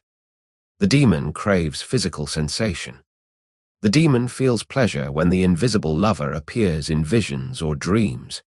The woman herself remains theoretically pure, just an unwilling vessel for demonic appetite. It's the perfect theological hack, allowing bodily experience while maintaining spiritual innocence. You think about Teresa during the exorcism, describing sexual acts in graphic detail, while the demon voice claimed authorship. She got to speak desire aloud, got to put words to fantasies that would be absolutely forbidden otherwise. The obscenities she shouted, the propositions she made, the descriptions of touch and pleasure and wanting, all of it expressible only because it was framed as demonic. Remove the demon and she'd be guilty of unchastity just for having those thoughts, let alone voicing them. Add the demon, and suddenly she's a victim worthy of prayers and intervention. Some of the possession accounts you've heard include descriptions of pleasure so intense it sounds like what later centuries would call orgasm, though of course that word doesn't exist yet in any respectable vocabulary. Possessed women describing waves of sensation, their bodies responding to invisible touch, convulsing in ways that look remarkably like sexual climax to anyone paying attention. All attributed to demonic assault, all framed as violation, but the descriptions sometimes include details that suggest the experience wasn't entirely unwanted. The demon forced pleasure upon me against my will, one account reads, which is a fascinating sentence if you pause to parse it. Forced pleasure. Unwilled wanting. Violation that feels good, which then requires the demon explanation because consensual pleasure is unthinkable within the convent framework. Mystical literature blurs these boundaries constantly. Saint Teresa of Avila, whose writings are approved and celebrated, describes an angel piercing her repeatedly with a golden spear, producing pain and pleasure so intermingled she can't distinguish them, leaving her all on fire with great love of God. Her famous ecstasy, captured in Bernini's sculpture, looks unmistakably orgasmic. Head thrown back, mouth open, body arched. But it's holy because it's framed as divine encounter rather than demonic. The language is nearly identical to possession accounts, just with better PR and a more acceptable supernatural attribution. The possessed nuns don't get to be saints, though. Their ecstasies are demonic, their pleasure is pollution, their bodies become sites of invasion rather than divine favor. The difference seems arbitrary. Why is Teresa of Avila's piercing angel holy, while Teresa in your convent's demon voice describing physical sensation is evil? Both involve supernatural entities, both include physical pleasure, both use frankly erotic language. The distinction appears to be mostly about control, who authorizes the experience, who interprets it, whether it serves or threatens institutional authority. You're thinking about agency, about the incredibly narrow range of acceptable ways for cloistered women to experience their own bodies. You can't choose when to eat, when to sleep, when to speak, where to go, what to read, how to dress, whether to marry, whether to have children. Your body is comprehensively controlled by rules written by men who will never experience the particular confinement of being female in this context. The only bodily experiences you're encouraged to have are negative ones: fasting, sleep deprivation, cold, discomfort, the small whip kept in your cell for self-discipline. Pain is holy. Pleasure is suspect at best, usually just forbidden. Except in possession. In possession, pleasure can happen, has to happen, according to the accounts, but it's framed as attack rather than agency. The demon provides cover for experiences that would otherwise be unthinkable, and maybe that's liberating in its own twisted way. Maybe claiming the demon made me feel this is the only path to sensation in a life designed to numb you to physical existence. Maybe possession is resistance disguised as submission, agency performed as its opposite, desire finding the only channel available to it. You think about the nuns at Loudun, writhing in public, exposing themselves, making obscene gestures, speaking forbidden words. The performance was transgressive, women's bodies behaving in ways that violated every rule of female propriety and religious decorum. But framed as possession, it became viewable, even required viewing for validation purposes. The demon excuse let them do publicly what they could never do privately, let them claim attention and space and physical expression that would otherwise be absolutely forbidden. Was it freedom? Not exactly, but maybe it was the closest approximation available. Some possession accounts describe women experiencing pleasure in each other's company, possession spreading through physical contact, demons allegedly jumping from one body to another through touch. The homoerotic subtext is barely even subtext. It's just text descriptions of women holding each other during fits, touching each other's bodies ostensibly to restrain or comfort. The possessed, and the not yet possessed, in intimate physical proximity that the demon framework makes permissible.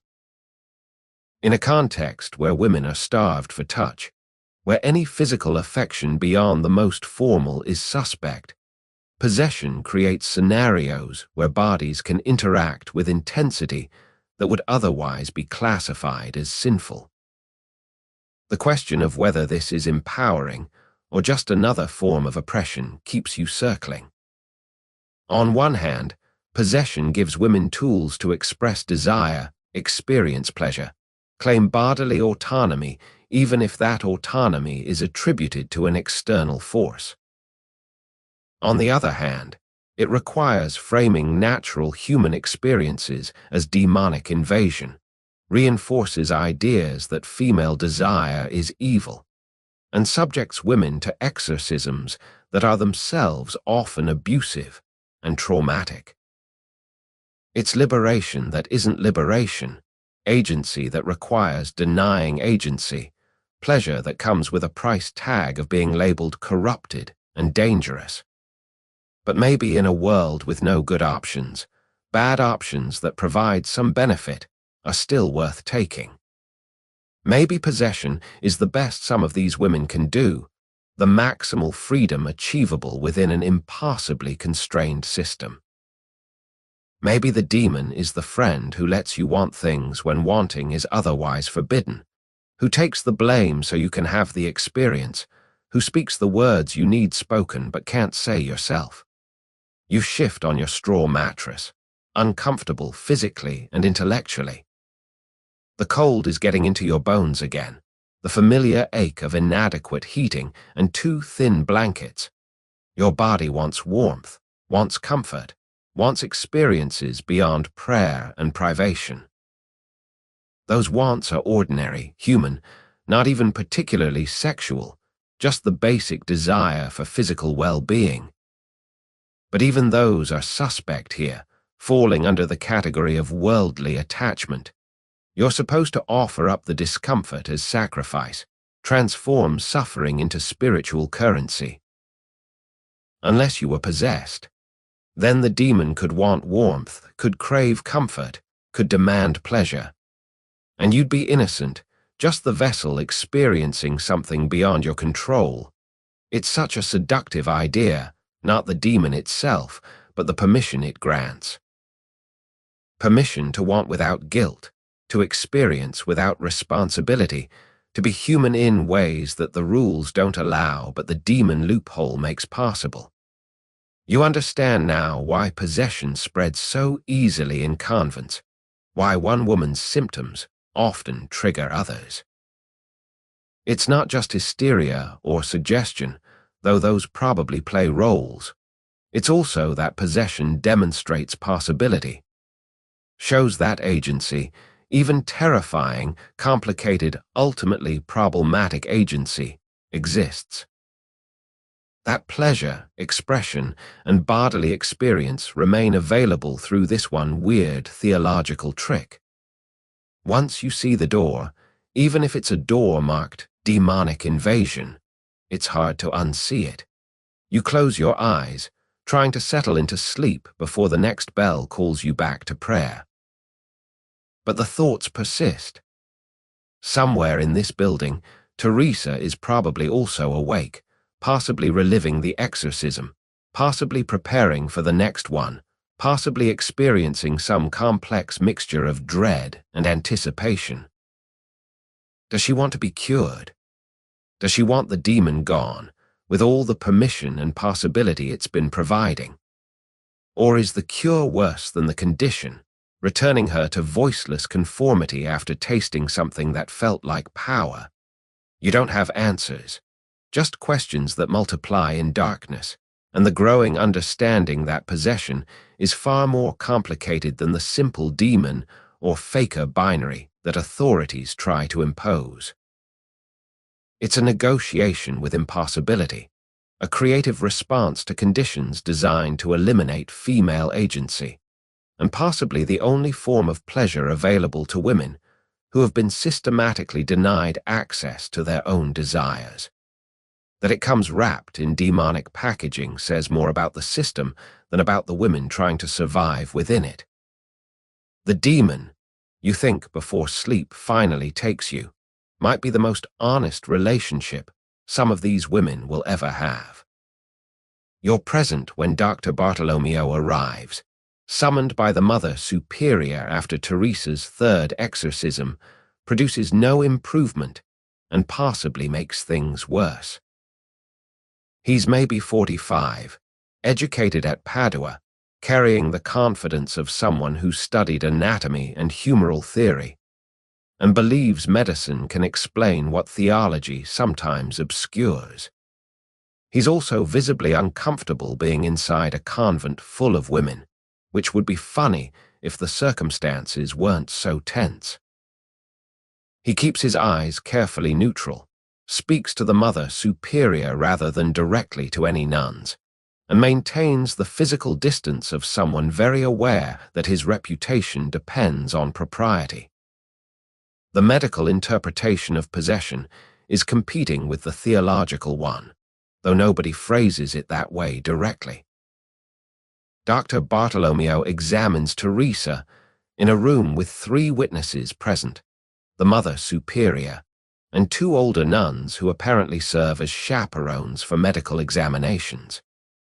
You hear about it afterward, the details spreading through whisper networks with the usual mixture of accuracy and embellishment. He checked her pulse, examined her tongue, assessed the balance of her humors through various signs invisible to non-medical observers. His diagnosis, when it comes, is careful and political.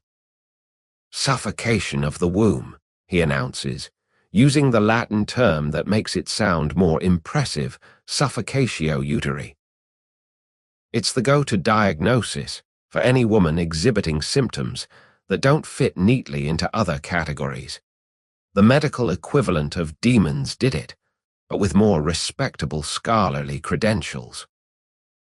The theory, which has been around since ancient Greek medicine, suggests that the uterus can wander around the body causing various problems, or that it can become suffocated by bad vapors, or that sexual abstinence causes it to malfunction in ways that produce mental and physical symptoms.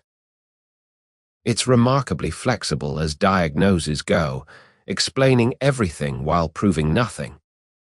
The recommended treatment is equally flexible: marriage and regular sexual intercourse, which obviously isn't an option for nuns. So Dr. Bartolomeo suggests alternatives: herbal remedies to calm the womb, bleeding to restore humoral balance, specific dietary changes, perhaps aromatic therapy with strong-smelling substances that will draw the womb back to its proper position. It's all very scientific-sounding and mostly useless, but it has the advantage of moving the problem from the theological realm to the medical one, from demon possession to treatable illness. Except the exorcist, Father Pietro, isn't willing to cede territory that easily. He argues, politely, because open conflict between clergy and physician would be unseemly, that medical explanations can't account for supernatural knowledge, speaking in tongues, or aversion to holy objects. These signs, he insists, indicate genuine demonic presence that no amount of herbal medicine will address. Dr. Bartolomeo counters, equally politely, that he's seen cases of hysteria produce remarkable symptoms, including apparent linguistic abilities and dramatic reactions to stimuli the patient believes to be significant.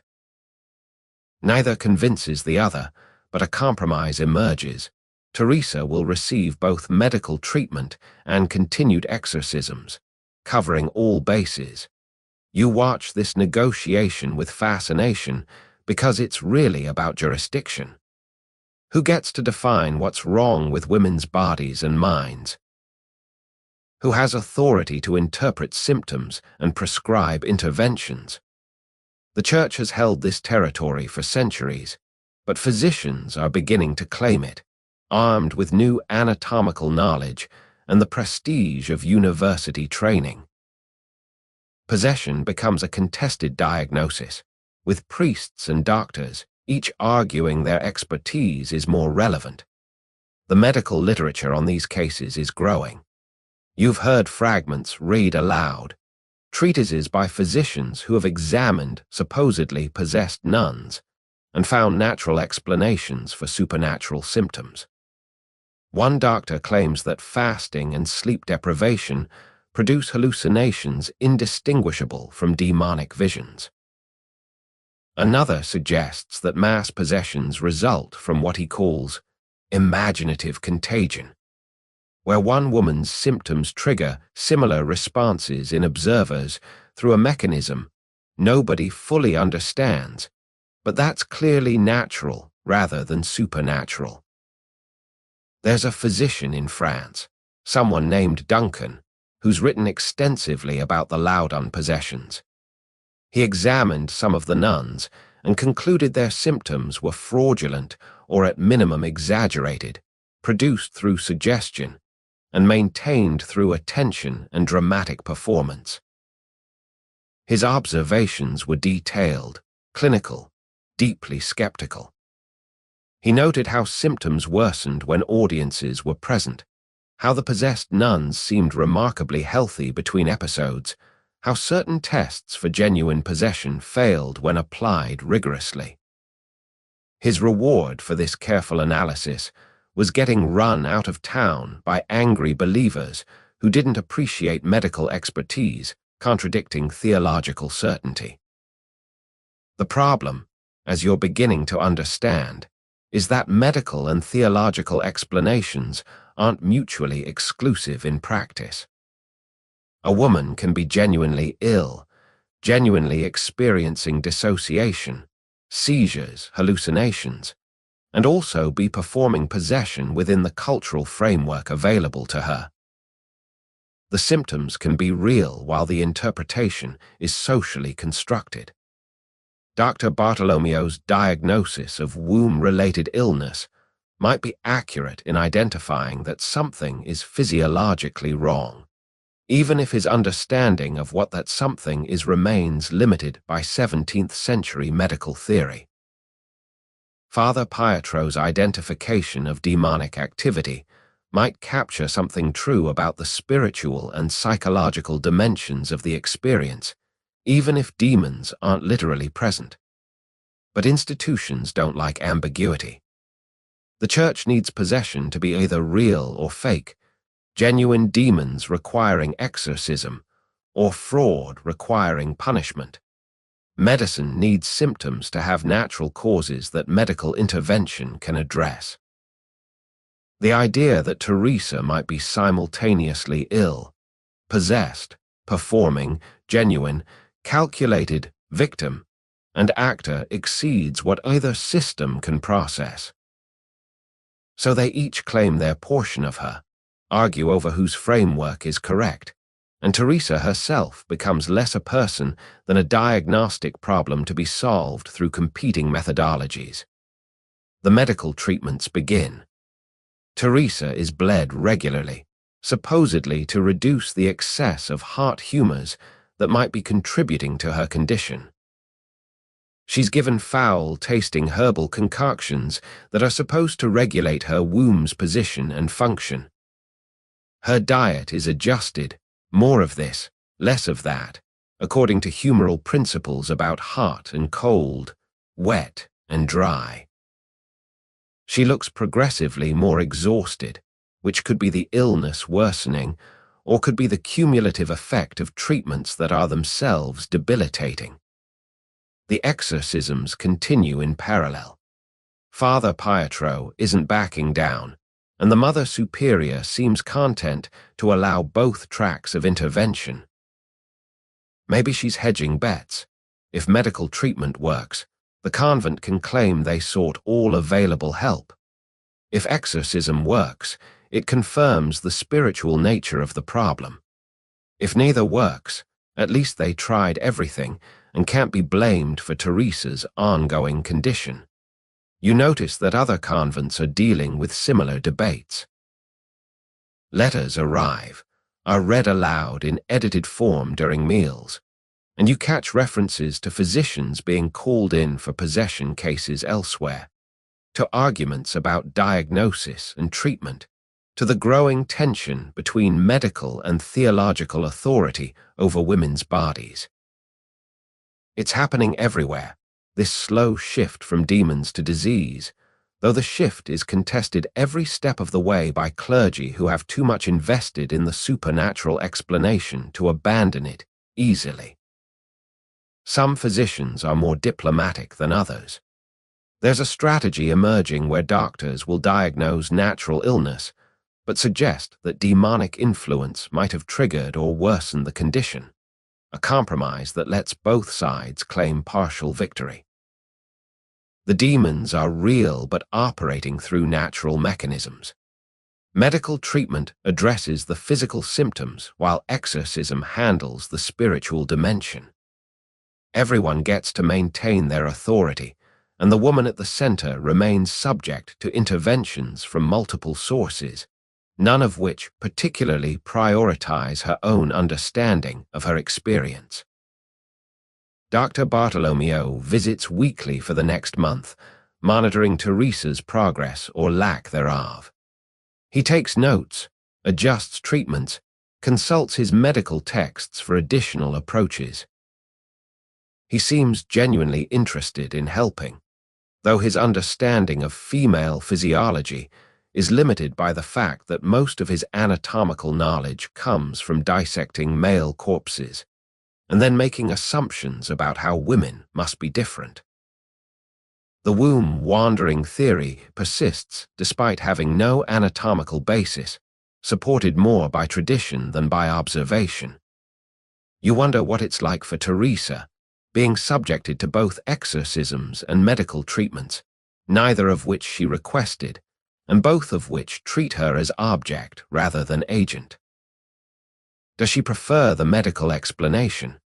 At least it doesn't call her evil, just sick. Or does the demonic framework provide something the medical one doesn't, a narrative that makes sense of her experience, that acknowledges the spiritual dimensions even if it pathologizes them? Maybe she'd prefer to be left alone entirely, allowed to have her episodes without intervention, but that's not an option anyone's offering. The physician-exorcist dynamic reflects larger historical shifts. Medicine is slowly, incompletely secularizing, claiming territory previously held by religious authority. Women's bodies and minds are the contested ground where this battle plays out, with possessed nuns serving as test cases for whether natural or supernatural explanations will prevail. The answer, at least in your lifetime, remains unsettled. Both frameworks persist, competing and occasionally cooperating, each certain of its correctness and skeptical of the other's claims. What gets lost in the competition is the woman herself, whose experience exceeds both frameworks, whose suffering is real regardless of whether you call it demonic or medical, whose need for help is poorly served by interventions designed more to validate theoretical positions than to actually alleviate distress. Teresa continues having episodes. The treatments continue. And you watch, learning that expertise doesn't necessarily mean understanding, that multiple explanations can be simultaneously wrong, and that being the subject of intense professional interest is its own kind of violation, regardless of whether the professionals involved are priests or physicians. You find the first letter by accident, tucked between pages of a psalter in the library where you've been assigned copying work. The handwriting is careful, deliberate, the kind of script that takes time and reflects education beyond basic literacy. It's addressed to no one, or perhaps to someone whose name has been carefully omitted, and it begins with the kind of longing that makes your chest tight just reading it. I think of you during Lord's when the light comes through the eastern windows, because that is when you came to confession last week, and I could hear your breathing through the screen. The letter continues for a full page, describing moments of nearness, the quality of a voice heard through carved wood, the imagination of touch that remains theoretical but intensely detailed. It's not signed, probably written but never sent, hidden in a book and forgotten, or deliberately left for someone to find. You read it 3 times before carefully replacing it exactly where you found it, heart beating faster than prayer alone has ever managed to produce. The letters exist everywhere once you start noticing. Tucked into hymnals, slipped between stones in the garden wall, folded small and hidden in the hems of habits. Some are addressed to specific people, usually confessors or visiting priests, occasionally to other nuns using carefully coded language that might be plausibly denied if discovered. Others are addressed to no one, pure outpouring with no intended recipient, the act of writing itself providing release that sending never could. They document desire in all its complicated forms, spiritual longing that shades into erotic wanting, affection that exceeds what's permissible between religious and penitent, fantasies detailed enough to constitute sin just in the writing. You learn that Sister Benedetta, the quiet one who never seems to cause trouble, has been writing to the assistant priest for 2 years. Her letters are philosophical, discussing theological questions with an intellectual rigor that her education actually supports. But underneath, the theology runs a current of personal attachment that would alarm authorities if they knew. She describes his interpretations of Scripture with an intensity that suggests she's memorizing not just his words, but the way his mouth moves forming them. She confesses, not to him, but to the page, that she dreams of conversations that could last hours, of being seen as an intellectual equal rather than just another penitent soul requiring guidance. Sister Anna's letters are less subtle. She writes to a priest who served here briefly 3 years ago, before being transferred to another diocese. Her language is explicitly physical. She wants to be held, wants hands in specific places, describes scenarios of encounter that would absolutely qualify as planning for sin, if not actual sin itself. The letters were never sent, obviously, since he's gone and she has no way to reach him, but she keeps writing them anyway. The composition itself seems to be the point, the documentation of wanting even when satisfaction is impossible. You find your own hand moving toward paper and ink during your evening free time. Not to write anything specific, just to see what it feels like to put unspeakable things into words. You write carefully, aware that handwriting can identify you and produce something that surprises you with its honesty. You're not writing to anyone in particular, not a priest, not another nun, just writing to the act of desiring itself, describing what it feels like to be young and healthy and trapped, to have a body that insists on wanting things while living in a system designed to deny every want. You write about hunger, not metaphorical spiritual hunger, but actual physical appetite for food, for touch, for experience beyond these walls. Then you burn it, watching paper curl and blacken in your cell's small candle, because keeping it feels too dangerous even though dozens of other women are apparently doing exactly that. The most remarkable cache of letters surfaces during a renovation project when workers removing old plaster from a wall discover a hollow space stuffed with papers. There are hundreds, spanning decades, written by generations of nuns to various priests and to each other. The Mother Superior seizes them immediately, reads them privately, and announces that they'll be burned without public review.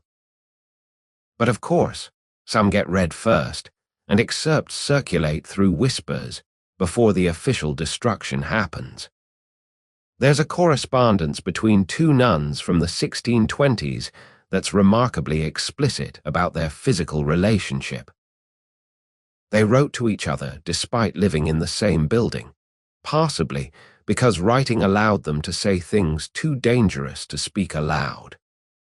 The letters document nights spent together, touch exchanged under cover of comforting each other through nightmares, desire acknowledged and pursued within the narrow privacy available. When they were discovered, you don't know the full story, just that there was an investigation. One was transferred, and the other subjected to severe penance. But they kept writing, letters that never reached their intended recipient, continuing a conversation with someone who was no longer there to answer. Another set of letters, these from the 1650s, detail a relationship between a nun and her confessor that clearly crossed every boundary. They're remarkable for their ordinariness, not dramatic declarations of forbidden love, but the small intimacies of people who know each other well. References to private jokes, to previous conversations, to a shared history that spans years. Remember when you said, and I was thinking about your comment regarding. The content isn't particularly scandalous, but the familiarity is. These aren't priest and penitent, they're something closer to friends or partners, equals in a relationship that official structure would never permit. You realize the letters serve multiple functions. Obviously, they're expressions of desire that has nowhere else to go, but they're also evidence, proof that these relationships existed, that these feelings were real, that individual women had interior lives complex enough to require documentation. In a world where women's experiences are routinely dismissed or reinterpreted through male authority, these letters are testimony. I existed, they say. I wanted, I felt. I was more than the generic nun template allows. They're also dangerous, which everyone who writes them knows. Discovery can mean punishment, transfer, public humiliation, years of additional penance. Some letter writers are clearly aware of the risk, and write anyway, which suggests the need to express is stronger than the fear of consequence. Others try to code their language, using religious metaphors to disguise earthly desires, discussing spiritual friendship in ways that clearly mean something more physical. The coding is often transparent to anyone reading carefully, but provides plausible deniability if challenged. Sister Magdalena tells you, during one of your garden conversations, that she burned all her letters before transferring here. I wrote to him for 3 years, she says, not specifying who him is, never sent a single one, just wrote them and kept them in my cell, hidden where I thought no one would look. But before I left, I burned them all. It felt like burning part of myself, watching all those words turn to ash. But keeping them would have been dangerous, and I'd already caused enough trouble. You ask if she regrets it, the burning. She thinks about this, hands still in soil, and finally says, yes and no. I regret losing the record. Those letters were the most honest version of myself that existed anywhere. But I don't regret protecting myself. If those letters had been found. She doesn't finish the sentence, doesn't need to. You both know what happens when evidence of transgressive desire surfaces. The question of whether writing these letters constitutes sin is debated among confessors. Some argue that merely documenting sinful desires, even without acting on them, is itself sinful. The thought is as guilty as the deed. Others suggest that writing can be a form of healthy release, allowing dangerous feelings to be expressed safely without actual transgression. The distinction seems arbitrary, dependent more on which confessor you ask than on any clear theological principle. As with everything else, women's interior lives are subject to male interpretation, with authorities deciding whether thoughts and words constitute sin or merely temptation successfully resisted. You start paying attention to who writes and who doesn't. The most educated nuns write more, probably because they have the skills and materials access. But some barely literate women also write, laboriously forming letters, working out their desires in language that's simple but no less powerful for its simplicity. Age doesn't seem to matter much. You find letters from young nuns just arrived and from women who have been here 40 years. Desire doesn't evaporate with time, apparently, just transforms, finds new objects or persists with old ones. The letters are also evidence of a shadow institution, the network of relationships and intimacies that exist beneath the official structure of convent life. The formal hierarchy says nuns are brides of Christ, united in sisterhood, obedient to superiors, properly distant from male clergy.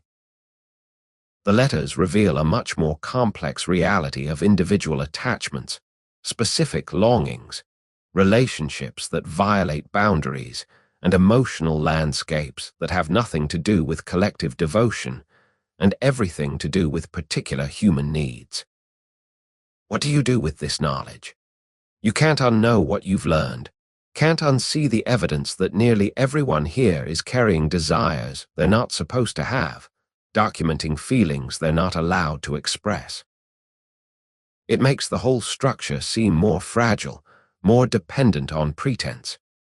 Everyone's performing compliance while privately living something more complicated. The letters are the secret diary of an institution that officially denies its inhabitants the right to individual emotional lives. You don't write more letters yourself, but you understand now why others do. In a world where your voice is controlled, your body is regulated, and your interior life is subject to confession and judgment, writing offers a tiny space of autonomy. Even if the letters are never sent, even if they're eventually burned or discovered, the act of writing means that for a moment you got to say true things without mediation or permission. That's worth something. Maybe worth the risk, maybe worth everything. You're present when Sister Teresa's possession is declared fraudulent. It happens in the Mother Superior's office, with Father Pietro delivering his verdict in tones of carefully controlled anger. After 5 exorcisms and 3 months of theatrical episodes, he's concluded that the demons were never real, or more precisely, that Teresa's performance was insufficiently convincing to maintain the fiction any longer. She made mistakes, got details wrong about demonic hierarchies, spoke Latin that was too obviously gibberish. Most damningly, she was observed preparing for an episode, taking deep breaths and composing her expression before witnesses arrived, like an actor getting into character. The consequences are immediate and severe. Teresa is stripped of any sympathy she'd accumulated as a possessed victim and reclassified as a fraud, a liar, a woman who manipulated holy rituals for attention. She's confined to her cell except for mandatory services. Her meals are reduced to bread and water. She's assigned the worst work details, scrubbing floors, emptying chamber parts, the tasks usually rotated because they're so unpleasant. She's required to publicly confess her deception, standing before the assembled community, while the Mother Superior reads a detailed account of her fraudulent symptoms and the damage she's caused to the convent's reputation. You watch her face during this public humiliation. She looks small, defeated, but also something else, maybe relieved. as if the performance was exhausting and being caught means she can finally stop. Or maybe that's projection, you reading what you'd feel into her expression. It's hard to tell what anyone actually feels when they're being ritually shamed in front of 50 witnesses, who are all carefully maintaining expressions of disapproval while privately thinking there, "But for grace go I." The fraud verdict raises uncomfortable questions no one wants to address directly. If Teresa was faking, what about Agnes, whose symptoms were similar? What about the possessions at Loudon, which everyone here cited as proof that demons really do possess nuns? If one possession can be performance, can't they all be? But questioning too broadly threatens the entire theological framework. So the solution is to make Teresa's case an exception.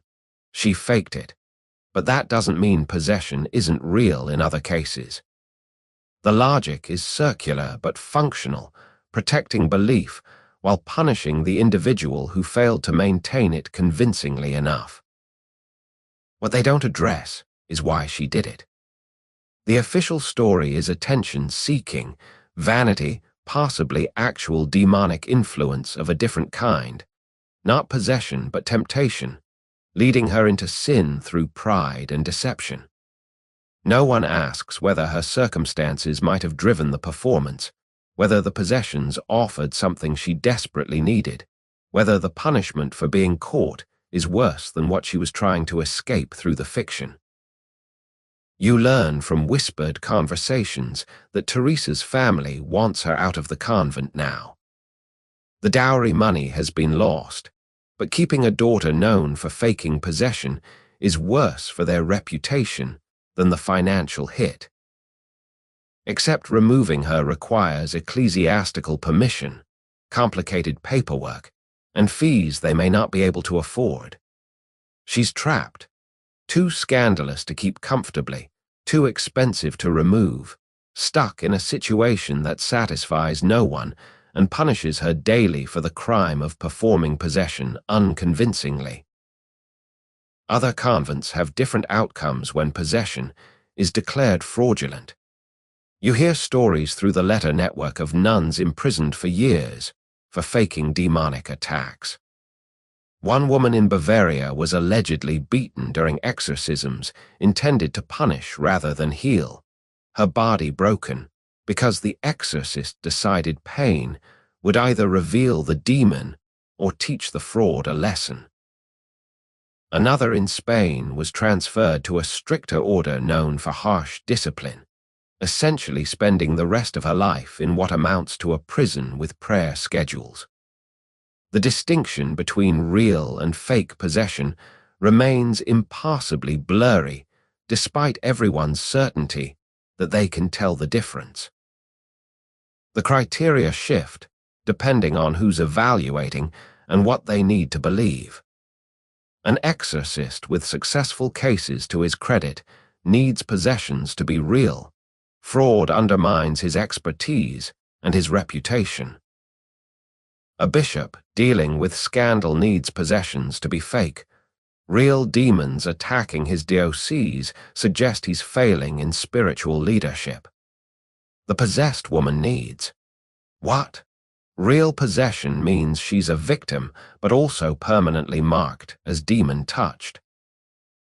Fake possession, if discovered, means punishment, but also implies she had some agency in creating the situation. You watch Sister Maria begin showing symptoms 3 weeks after Teresa's exposure. Tremors during prayer, claims of disturbing dreams, the early signs everyone now recognizes. The Mother Superior responds immediately and harshly. Maria is confined to her cell, denied participation in communal activities, subjected to intense scrutiny. The message is clear. We're not doing this again. No more possessions. No more attention seeking through theatrical suffering. The performance is closed. The stage is dark. Find another way to cope with whatever's troubling you. Maria's symptoms disappear within days. Whether they were genuine attempts at possession, unconscious mimicry of Teresa's performance, or something else entirely remains unclear. But she gets the message. Possession is no longer a viable strategy for whatever she was trying to accomplish. The window has closed. The loophole has been identified and sealed. Find different methods or suffer worse than Teresa is suffering.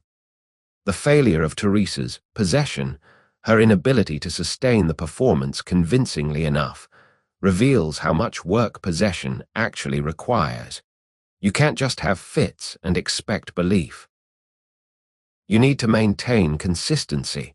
Remember your demon's characteristics across multiple episodes.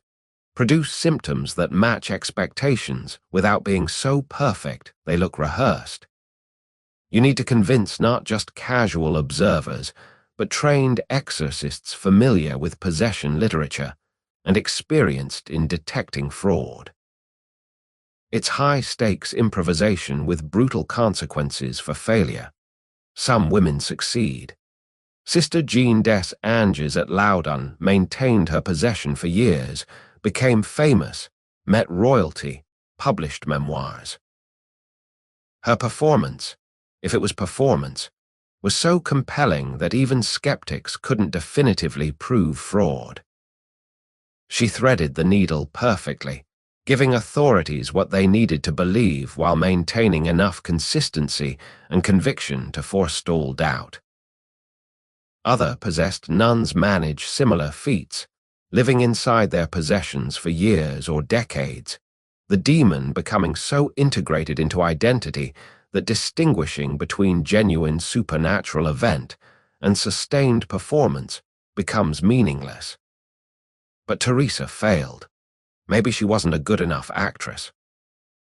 Maybe she didn't study the possession literature carefully enough, didn't know the details of demonic hierarchies and proper Latin vocabulary. Maybe she started the performance impulsively, without planning for long-term sustainability. Maybe she was genuinely disturbed, and the possession was her mind's attempt to cope with distress.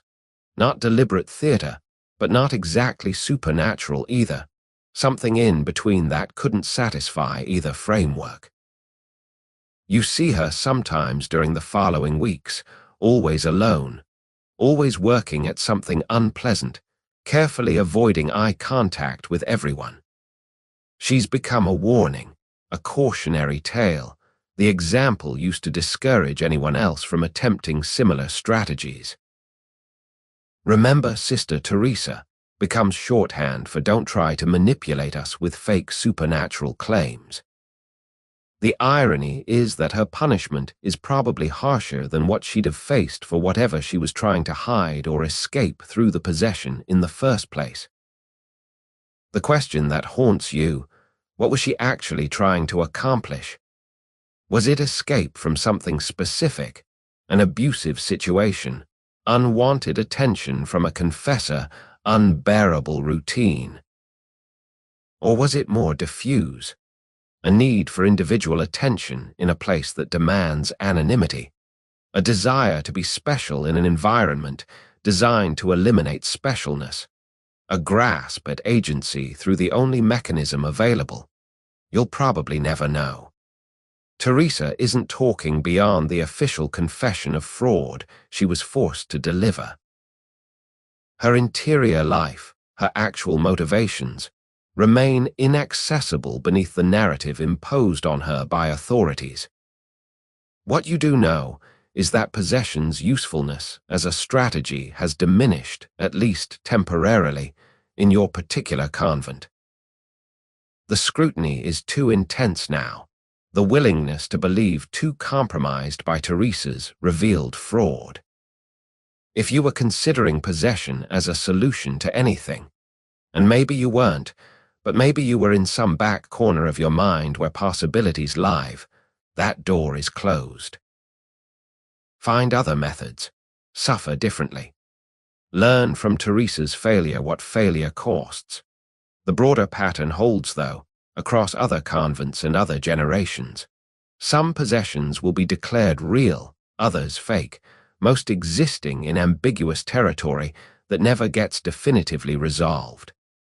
Women will continue using possession as a language for unspeakable things, because it remains, despite risks and failures, one of the few available languages. Authorities will continue struggling to distinguish genuine supernatural events from human performance, because the distinction assumes a clarity that actual experience refuses to provide.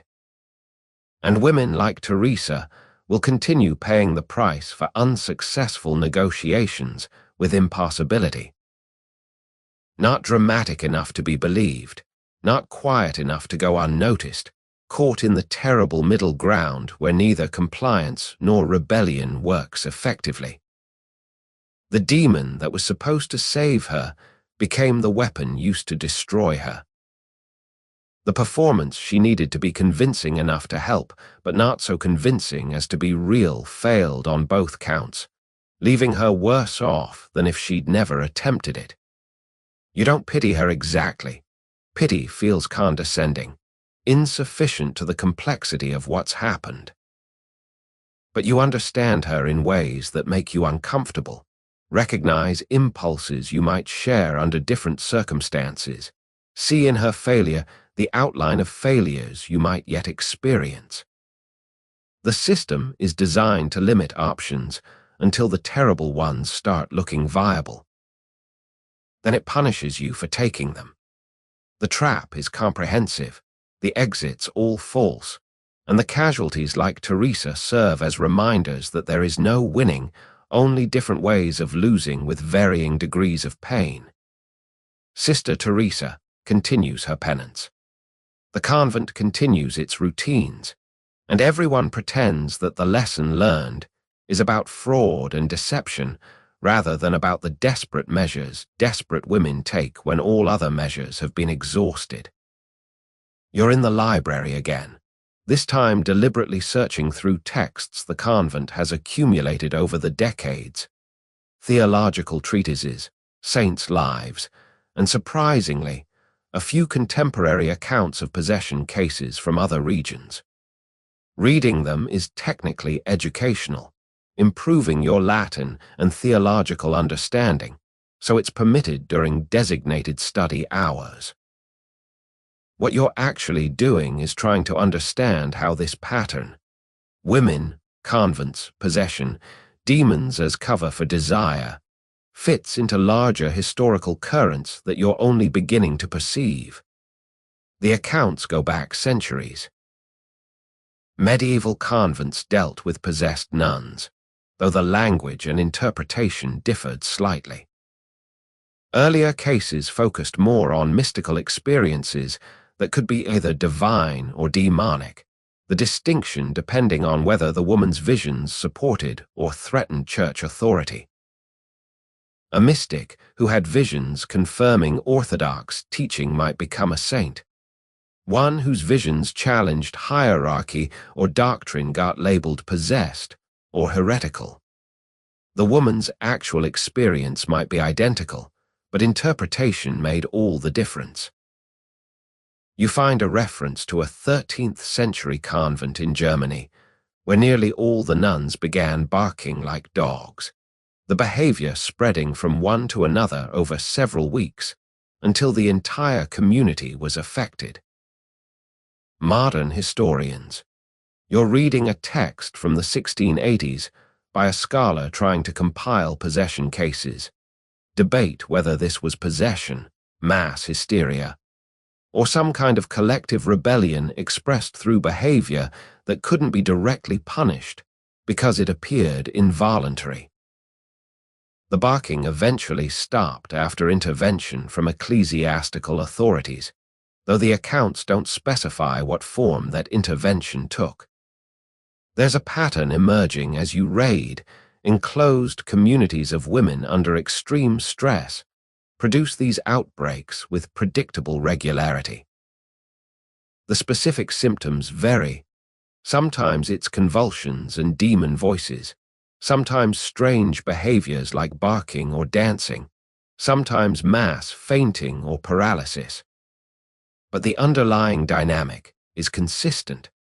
Physical confinement plus psychological pressure, plus lack of legitimate outlet for distress equals dramatic bodily rebellion that gets interpreted through whatever supernatural or medical framework is currently available.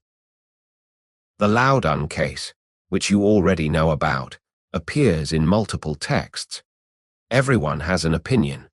Some authors treat it as definitive proof that demons possess nuns when witches attack convents. Others use it as evidence that possession claims are politically motivated fabrications. A few suggest both things can be true. That genuine psychological distress can be channeled into performance that serves political purposes while remaining emotionally real for the women involved. The ambiguity persists across decades of analysis, with no consensus emerging about what actually happened. You discover references to possession epidemics in other institutions too: orphanages, girls' schools, even a few cases in hospitals. Wherever you have populations of women or girls under authoritarian control in enclosed spaces, you get these outbreaks. The pattern suggests something about humans under pressure rather than anything specific about demons.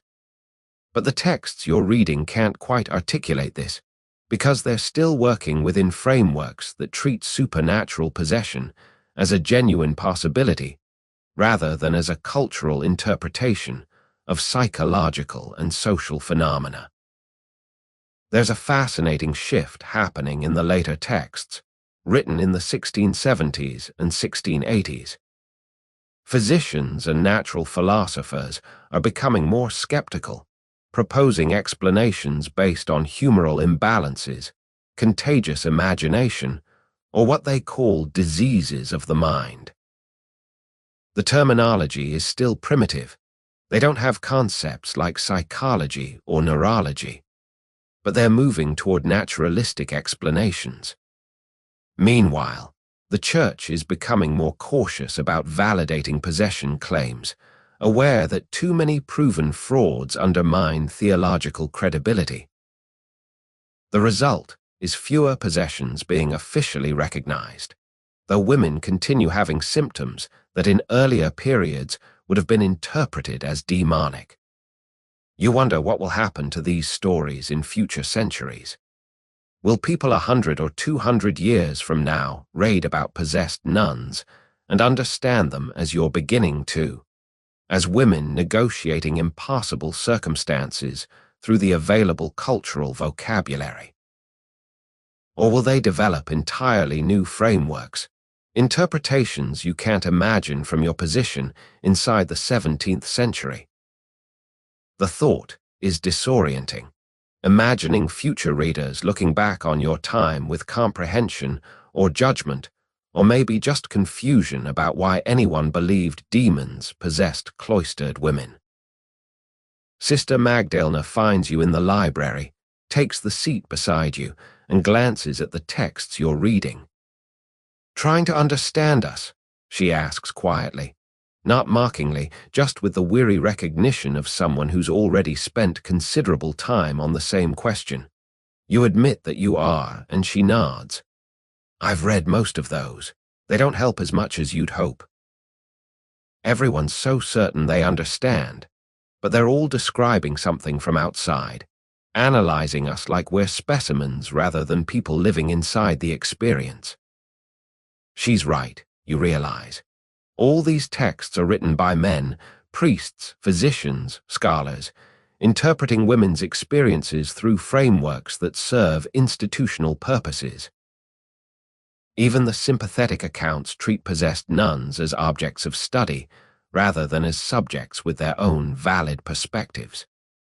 The women's own voices appear only in fragments, usually in trial transcripts or exorcism records, where they're responding to questions, rather than freely narrating their experiences. Their stories get filtered through male authority, translated into acceptable forms, stripped of whatever doesn't fit the interpretive framework being imposed. Do you think it will change? You ask Magdalena. In the future, will women be able to tell these stories themselves? She considers this, fingers tracing the edge of a book's spine. Maybe, but probably not in ways we'd recognize. They'll have their own problems, their own impossible situations requiring creative survival strategies. The specifics change, but the basic dynamic. Women having less power than men, women's bodies being controlled by institutions, women needing to find ways to express or escape what's forbidden. That seems fairly permanent. It's a depressing thought, but probably accurate. You're not naive enough to imagine that your particular historical moment is uniquely terrible for women. Every era finds its own methods of confinement and control, its own ways of punishing female autonomy and sexuality.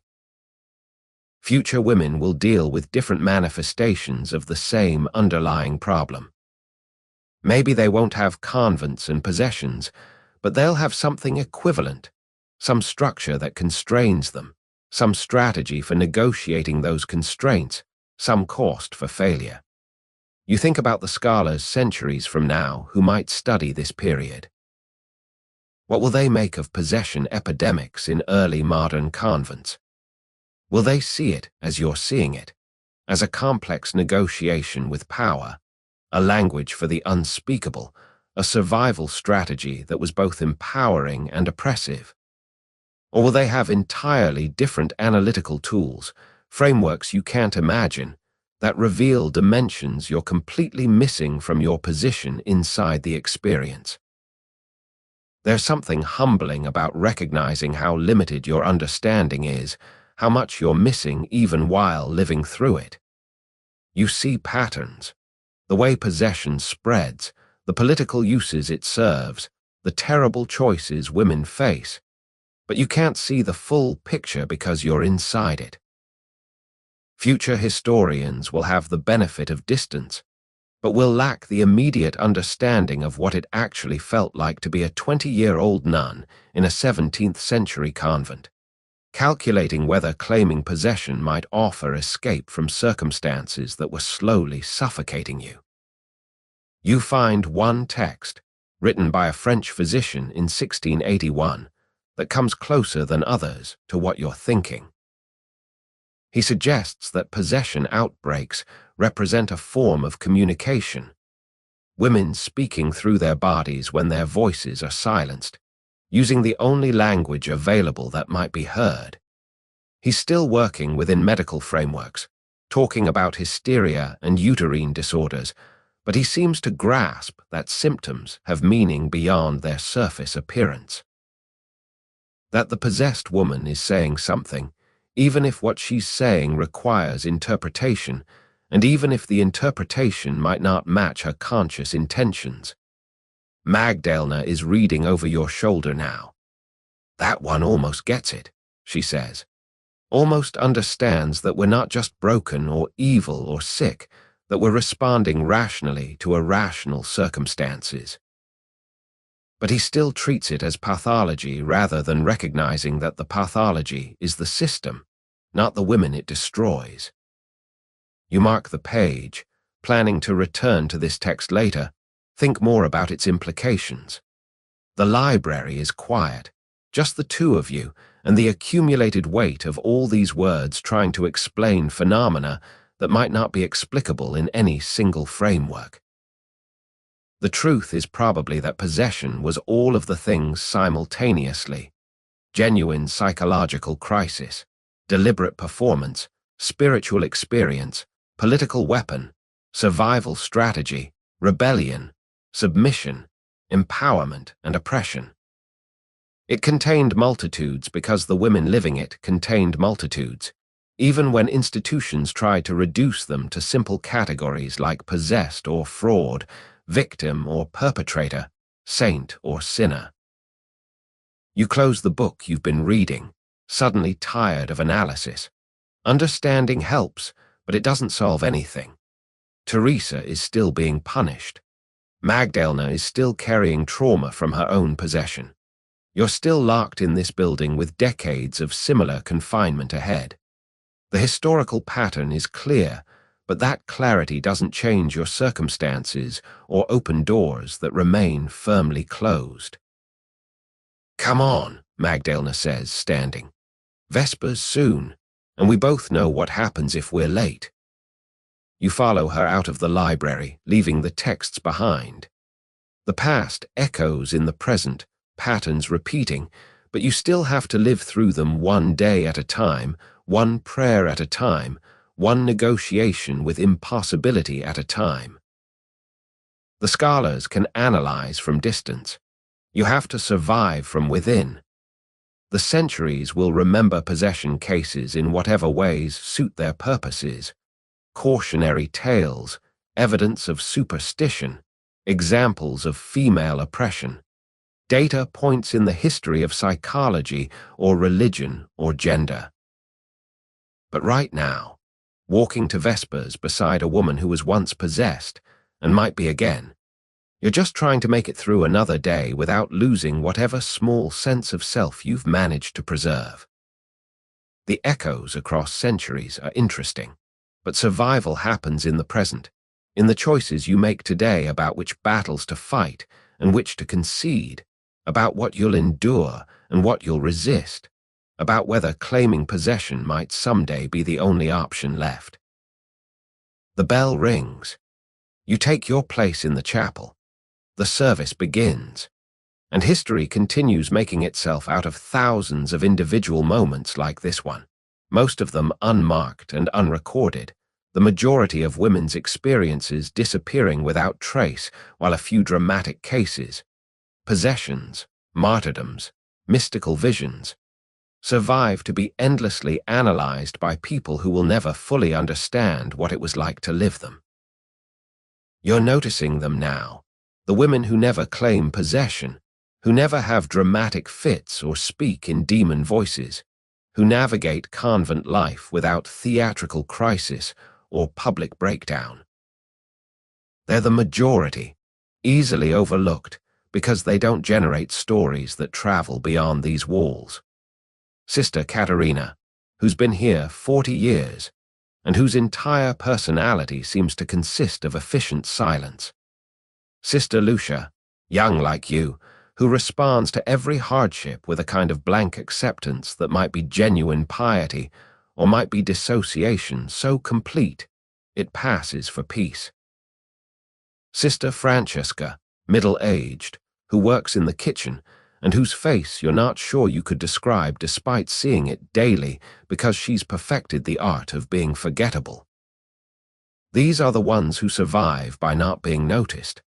They don't resist loudly or comply theatrically. They just endure day after day, year after year, until endurance becomes their entire identity. You wonder sometimes what's happening inside them, whether the absence of dramatic symptoms means an absence of suffering or just a different way of managing it. Are they actually content? Have they achieved the spiritual surrender the convent promises? Or are they simply better at hiding distress, at compartmentalizing desires, at performing normalcy so consistently that it becomes indistinguishable from reality? Sister Caterina probably knows. She's been watching younger women arrive and struggle and sometimes break for 4 decades.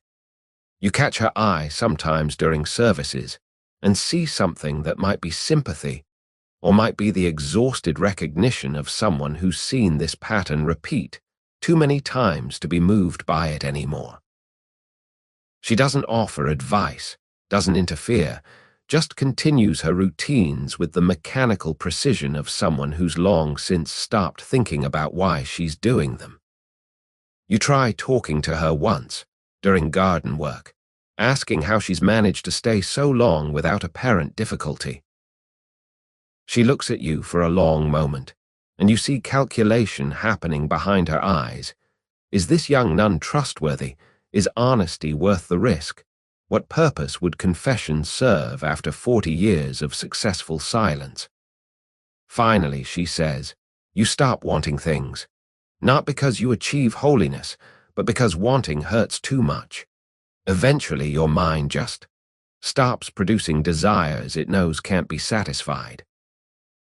It's not peace exactly, but it looks enough like it that no one questions further. It's the most honest thing you've heard anyone say in months, and also the most depressing. The goal isn't transcendence, but numbness, not spiritual fulfillment, but the successful elimination of yearning through decades of disappointment. You're 22, and the thought of becoming Sister Caterina, efficient, quiet, apparently content, secretly hollow, terrifies you more than possession or punishment or any of the dramatic fates that might befall women who resist or break publicly. But most women here will become some version of her. Not possessed, not martyred, not famous or notorious, just quietly enduring until endurance is all that's left. The records don't preserve their stories. The account books note their names when they enter, and when they die, the dowry amounts received, occasionally a notation about work assignments or health issues. Sister Maria entered 1643, dowry 400 lire, worked in scriptorium, died 1689.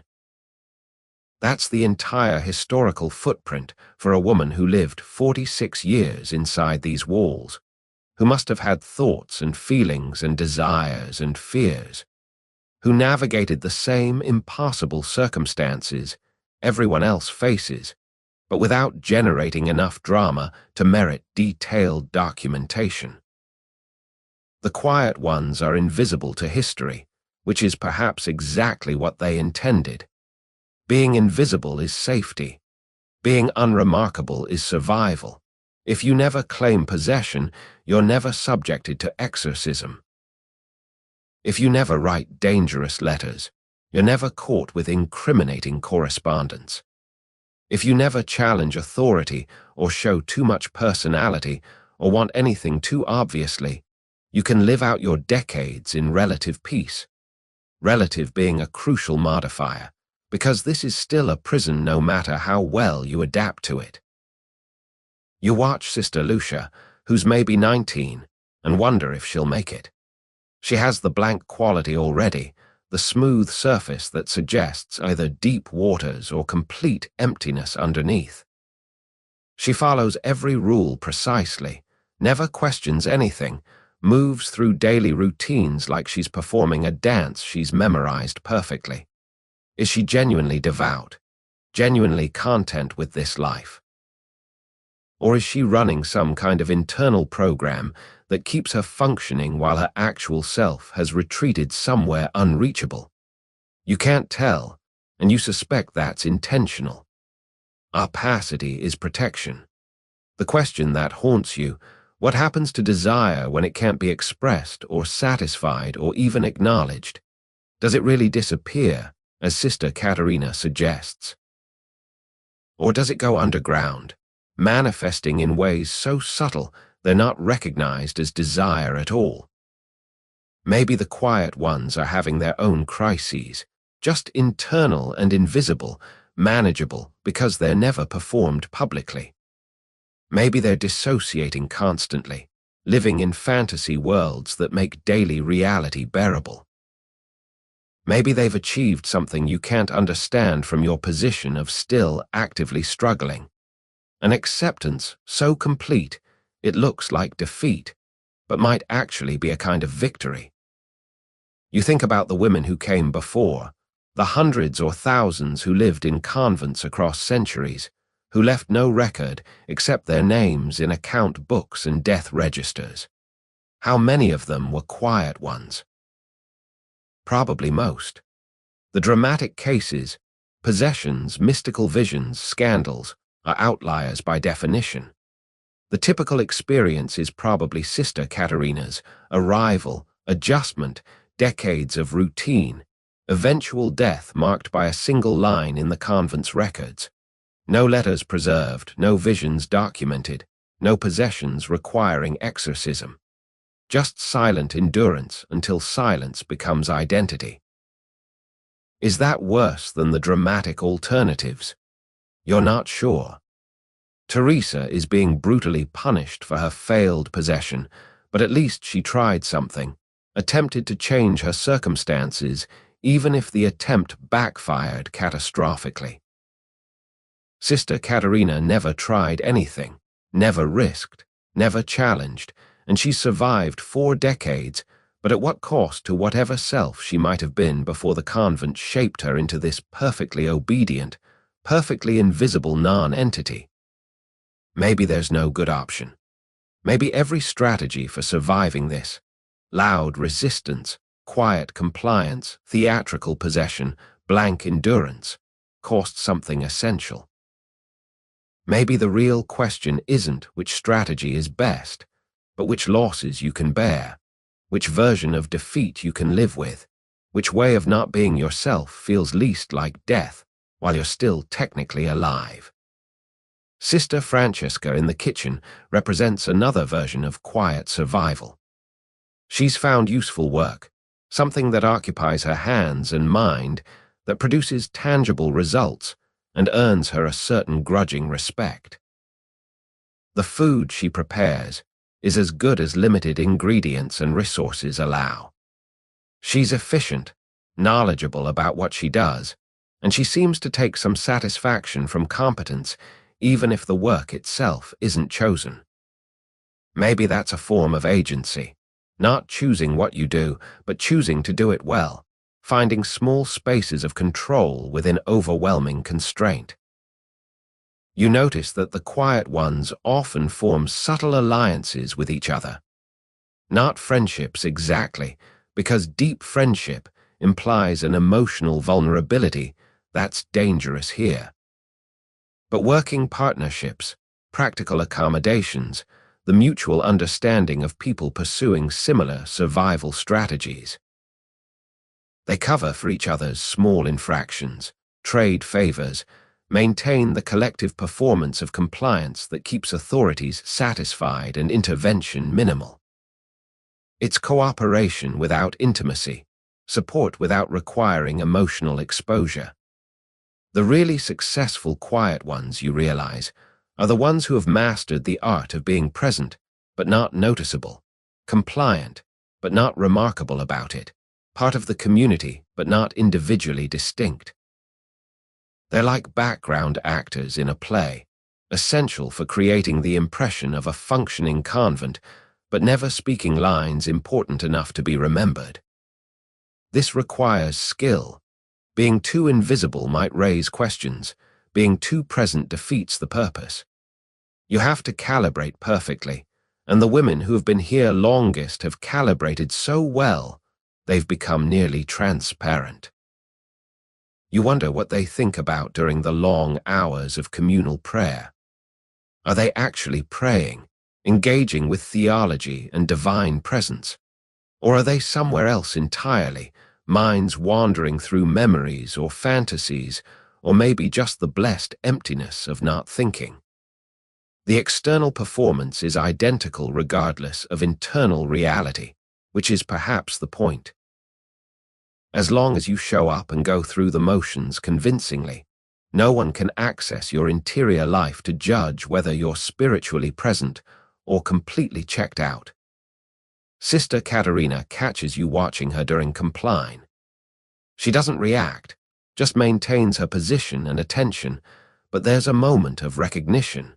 She knows you're studying her, trying to understand how she's managed to survive what you're struggling with. After the service, she approaches you briefly in the corridor.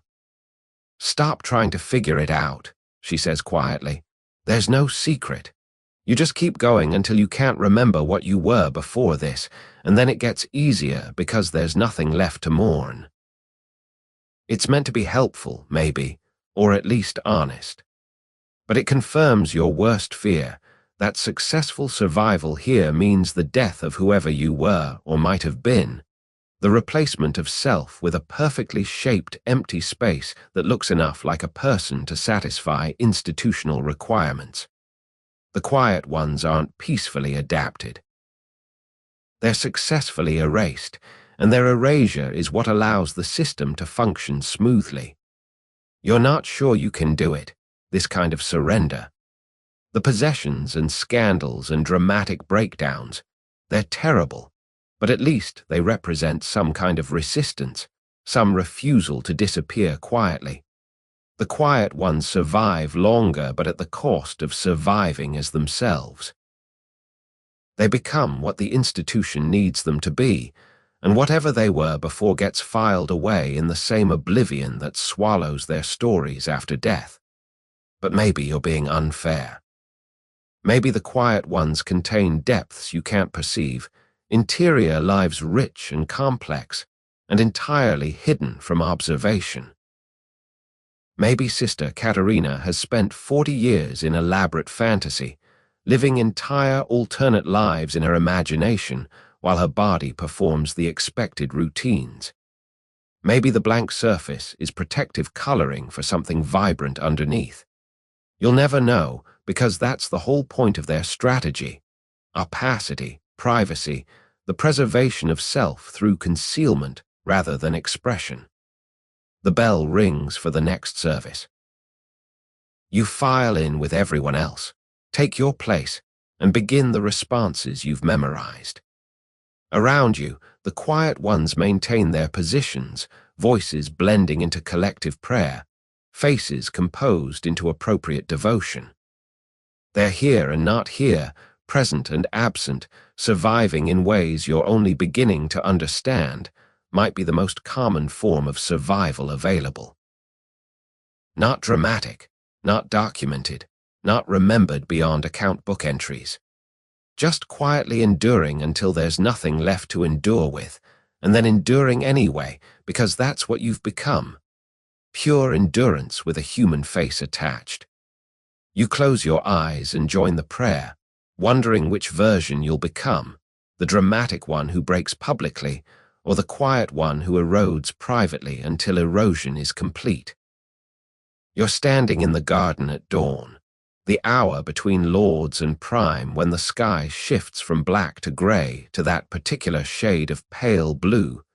That means the day is beginning whether you're ready or not. It's been 2 years since you arrived, and you're starting to understand that readiness was never the point. You're here, and here is where you'll stay, and the ways you negotiate that reality will determine whether you survive it intact or in pieces, and whether those pieces might eventually form something unexpected. Sister Teresa is working nearby, still technically under penance, though the worst of her punishment has eased.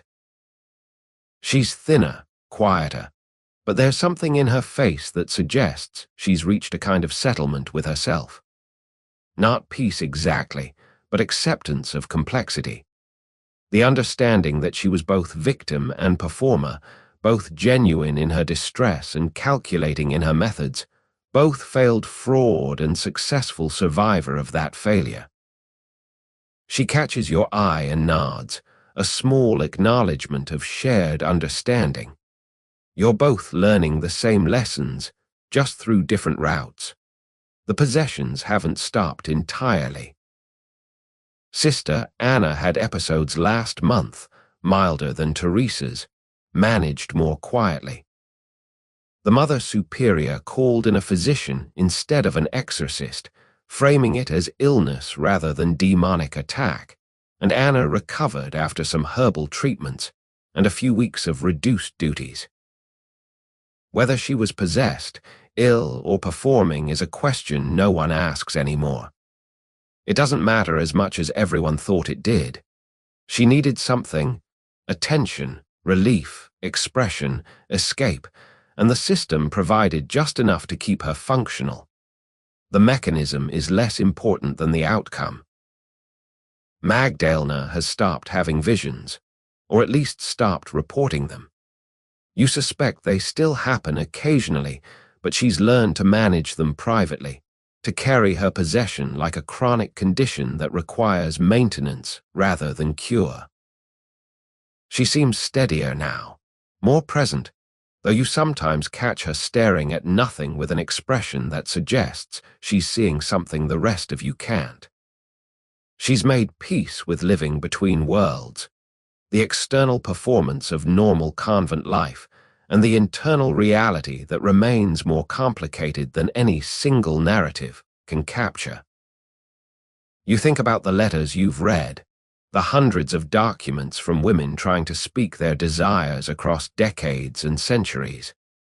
Some were sent, most weren't, all of them evidence that the impulse to communicate, to reach toward connection, persists even when circumstances make it nearly impossible. You've started writing again yourself, not to anyone specific, just writing as a practice of maintaining interiority, of remembering that you have thoughts worth documenting even if no one else will read them. You burn most of them, but the act of writing matters more than preservation. The quiet ones continue their steady endurance. Sister Caterina moves through another day identical to the thousands before it, and you understand now that her strategy is as valid as any other. Not inspiring, not particularly heroic, but effective for what it accomplishes, survival. She'll die here eventually, her name will be recorded, and she'll disappear into historical silence with the majority of women who passed through these walls. That's not failure. It's just the common fate, the reality that most lives don't generate records or legends. They just happen and end and get absorbed into the vast, unmarked mass of human experience. The architecture hasn't changed. The walls are still thick, the doors still locked, the windows still barred. The physical structure of confinement remains exactly as oppressive as the day you arrived, but your relationship to it has shifted slightly. You know now that the walls contain multitudes, women who resist and women who comply, women who break and women who bend, women who scream and women who whisper and women who maintain perfect silence while conducting elaborate interior lives that no authority can access or control. The confessional booth is still there, still the site of dangerous intimacy and necessary revelation. You're more careful now about what you say there, more aware of how confession creates relationships that exceed their intended purpose. The priest who took over after the previous confessor was transferred seems less interested in prolonged interrogation about sexual thoughts, which might mean he's more professional, or might just mean he's more careful about appearing improper. Either way, it's an improvement. The exorcism chair remains in storage, ready to be brought out if needed. Father Pietro has moved on to other cases in other convents, his expertise in demand wherever nuns start showing symptoms. The infrastructure of possession persists. The rituals, the authorities, the frameworks for interpretation. And women will continue using it when they need to, when it's the only language available for experiences that otherwise have no words. You've learned that survival here requires holding multiple truths simultaneously. The system is oppressive, and you must work within it. Resistance is necessary and often futile. Compliance is surrender and also strategic wisdom. Other women are your sisters and also your competitors for limited resources and attention. The demon is real and also metaphor, and also neither, and also both. You can hate this place and find moments of genuine peace within it. You can be trapped and also exercise tiny increments of choice that add up to something like agency over time. The question you arrived with, whether you could endure this, has been replaced by the understanding that you are enduring it, that endurance is happening whether you feel capable of it or not. Some days are harder than others. Some weeks you understand the impulse toward possession or dramatic breakdown or surrender so complete it erases whoever you were before. Other times you find unexpected moments of satisfaction. A perfectly copied manuscript page, a conversation in the garden that touches on actual ideas rather than just routine pleasantries. The angle of light through a window that reminds you beauty still exists even in confinement. The bell rings for prime. You turn from the garden, from the dawn that arrived without your permission or input, and walk toward the chapel with the others. Sister Teresa on your left, moving steadily. Sister Magdalena slightly ahead, her shoulders carrying weight you can't see but recognize. Sister Caterina at the back, 42 years into her endurance, still going. All of you processing toward another service, another day, another iteration of routines that will continue until they stop. And somewhere in this building, or in convents across Europe, or in future centuries you'll never see, other women are negotiating their own versions of these impossible circumstances. They'll claim possession, or they won't. They'll write letters they'll never send. They'll find quiet strategies or loud ones. They'll survive, or they won't, and either way their stories will mostly disappear, except for the few dramatic cases that get preserved as examples or warnings or curiosities for people trying to understand how women lived in times and places that offered no good options. The demon, the nun, the confessional, these aren't just historical curiosities or theological problems. They're the components of a system that contained women's desires, managed women's bodies, and occasionally created spaces where women could speak truths that had no other outlet.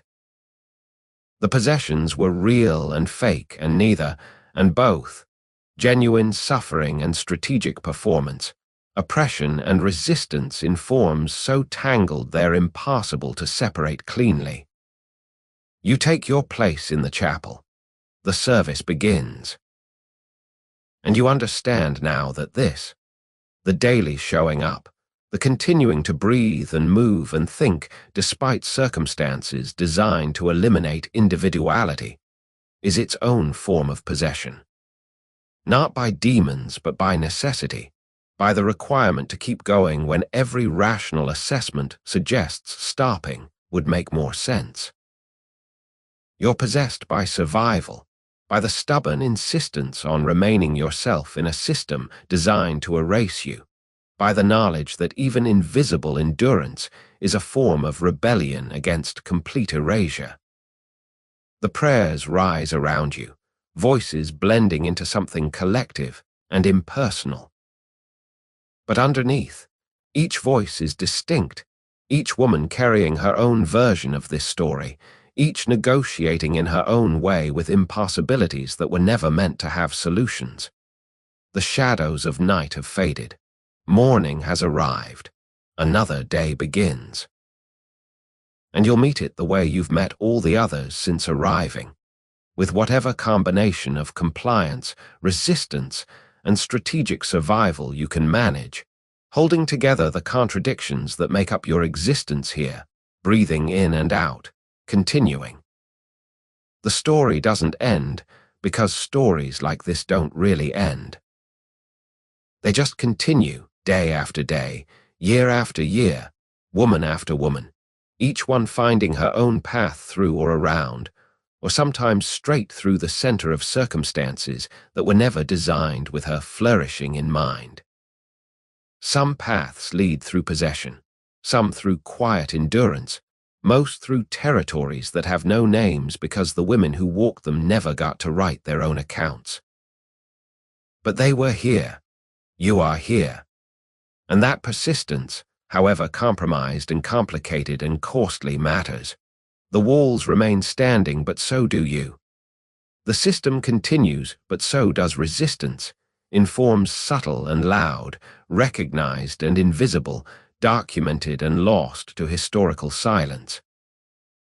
The possessed, the quiet ones, the letter writers, the survivors, all of them navigating, enduring, becoming something other than what was intended while remaining themselves in ways that no authority fully controls. The service concludes. The day unfolds, and you walk into it, carrying everything you've learned about demons and desire, performance and authenticity, survival and surrender, joining the long chain of women who have walked similar paths through impassable territories, leaving traces that might or might not be remembered, but that mattered while they were being made, that matter now, that will matter to whoever comes after trying to understand how we lived when living required more than anyone should have had to give. The chapel empties slowly, footsteps echoing on stone that's been worn smooth by centuries of similar departures. You linger a moment longer, watching dust particles drift through morning light, each speck suspended in its own small journey from darkness into illumination and back again. There's something peaceful about their aimlessness, the way they move without destination or purpose, just existing in the space between. Your breathing slows naturally, matching the rhythm of the building itself. The creak of old wood settling, the distant sound of water in the fountain, the whisper of fabric as the last sisters disappear into corridors that lead to kitchens and cells and gardens, and all the small territories that make up this world within walls. Everything is exactly as it was yesterday and will be tomorrow, and there's strange comfort in that continuity, even when the thing continuing is confinement. The weight you've been carrying, all those stories, all those women's voices, all the possessions and letters and quiet endurances, begins to settle into something less urgent. Not resolved exactly. These stories don't resolve. They just become part of the larger story you're living, threads woven into a tapestry too complex to ever see completely, but that you're part of whether you chose it or not. And maybe choice was never the point. Maybe it was always about what you do with the unchosen, how you move through it, what small beauties you can find or create even in spaces designed to eliminate beauty in favor of discipline and devotion. Outside, birds are beginning their morning conversations, unaware of walls or rules or the complications of human desire and divine commandment. They just sing because singing is what birds do, and there's something instructive in that. The possibility of doing what you're made for, even when circumstances suggest you shouldn't be able to. Your voice rises sometimes in prayer or song, and maybe that's enough.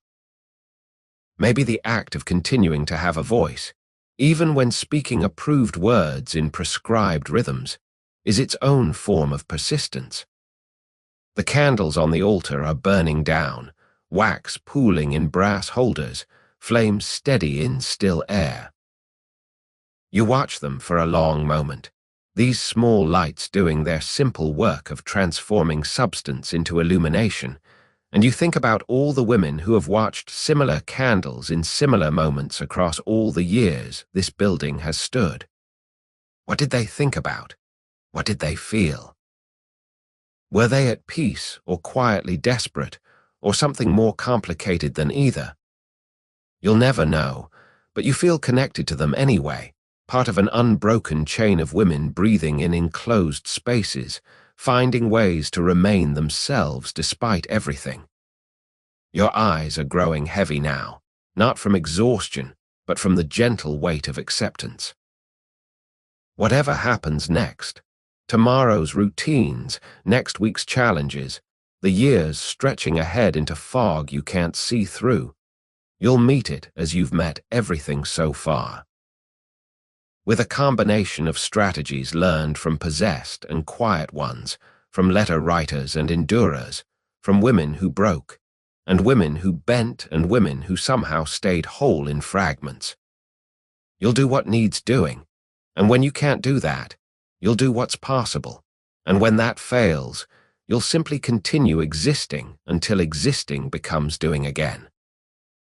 The stories you've carried through these hours, of Laudon and Teresa and Magdalena, of confessionals and exorcisms and letters that were never sent, they're settling now into memory, becoming part of your understanding rather than urgent present concerns. They happened.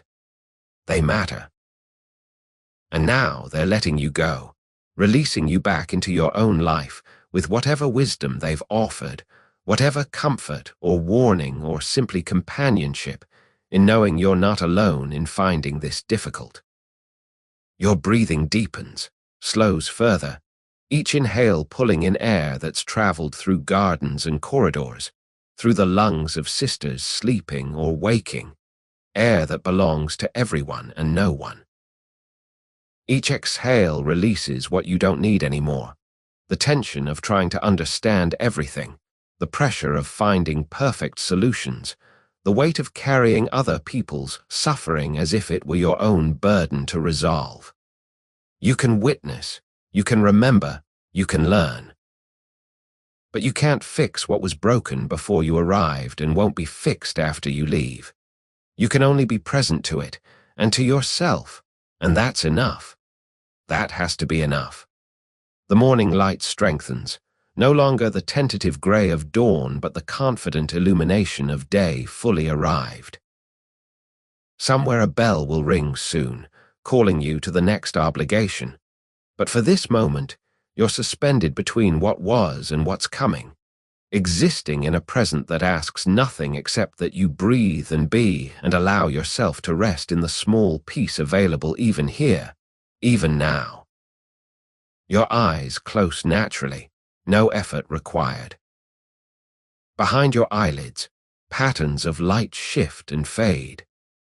The stories dissolve into something larger and less defined, not forgotten, but transformed into the quiet knowing that lives in your body rather than your mind, the understanding that shows itself in how you move through days rather than what you think about them. The possessed and the quiet ones, the survivors and the broken, they're all here with you. Their presence a gentle pressure like a hand on your shoulder saying, "We understand, we've been here, you'll be all right, sleep now." And you do, or you begin to. The boundary between waking and dreaming grows soft, permeable, hardly a boundary at all. The convent fades into background, becomes texture rather than wall, presence rather than prison. You're floating in the space between, where everything is possible because nothing has yet been determined, where the morning holds all potential outcomes in suspension until choice or chance selects one and the day crystallizes into actuality. But that hasn't happened yet. For now, there's just this breath, light, the gentle dissolution of edges, the soft embrace of letting go. The demons and the saints, the confessors and the physicians, the letters and the silences, they're all dancing now in patterns you don't need to understand, weaving together into something that might be meaning or might just be the human need to find patterns even in chaos.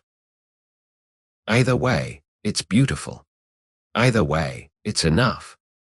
You're held in the story that holds all the other stories, the long history of women finding ways to survive and sometimes flourish and always persist, even when persistence costs everything. There's nothing left to do tonight. No problems to solve, no questions requiring answers, no struggles demanding immediate attention. Just rest.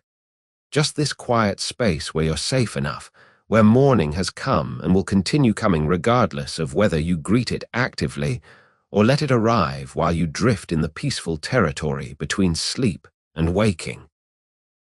Rivers flow in darkness, carrying whatever they carry toward oceans that wait in patient vastness. Stars gather overhead, distant and indifferent and constant.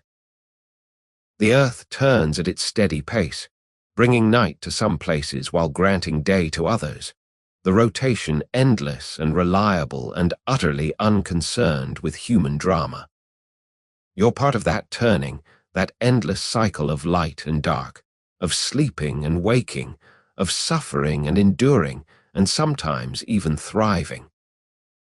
You're one small piece of an immense pattern that includes all the women who came before and all who'll come after, each doing her best with impossible circumstances, each finding her own way through or around, or simply continuing when no clear path exists. And that's beautiful too. The persistence, the refusal to disappear completely. The small rebellions and large endurances and everything in between. Sleep comes softly now, like mist rather than wave, gradual and gentle and complete. The stories rest. The breathing slows almost to stillness. The morning light holds steady, illuminating nothing in particular, just being light because that's what light does. And you, held in this moment that extends beyond time, wrapped in the quiet certainty that you're exactly where you need to be right now, finally, completely, release into the darkness that isn't darkness at all, but rest, acceptance, the peaceful surrender of consciousness into the larger rhythms that sustain everything. Sweet dreams, traveler. You've walked far tonight through difficult territories. You've witnessed suffering and survival, seen demons and the women who claimed them or were claimed by them, understood something about desire and confinement, and the infinite creativity of human adaptation. Take that understanding into sleep, into whatever comes next, into the morning that waits patiently for your return. The candles burn down to nothing. The light remains. And all is well, and all shall be well, and all manner of things shall be well. Sweet dreams.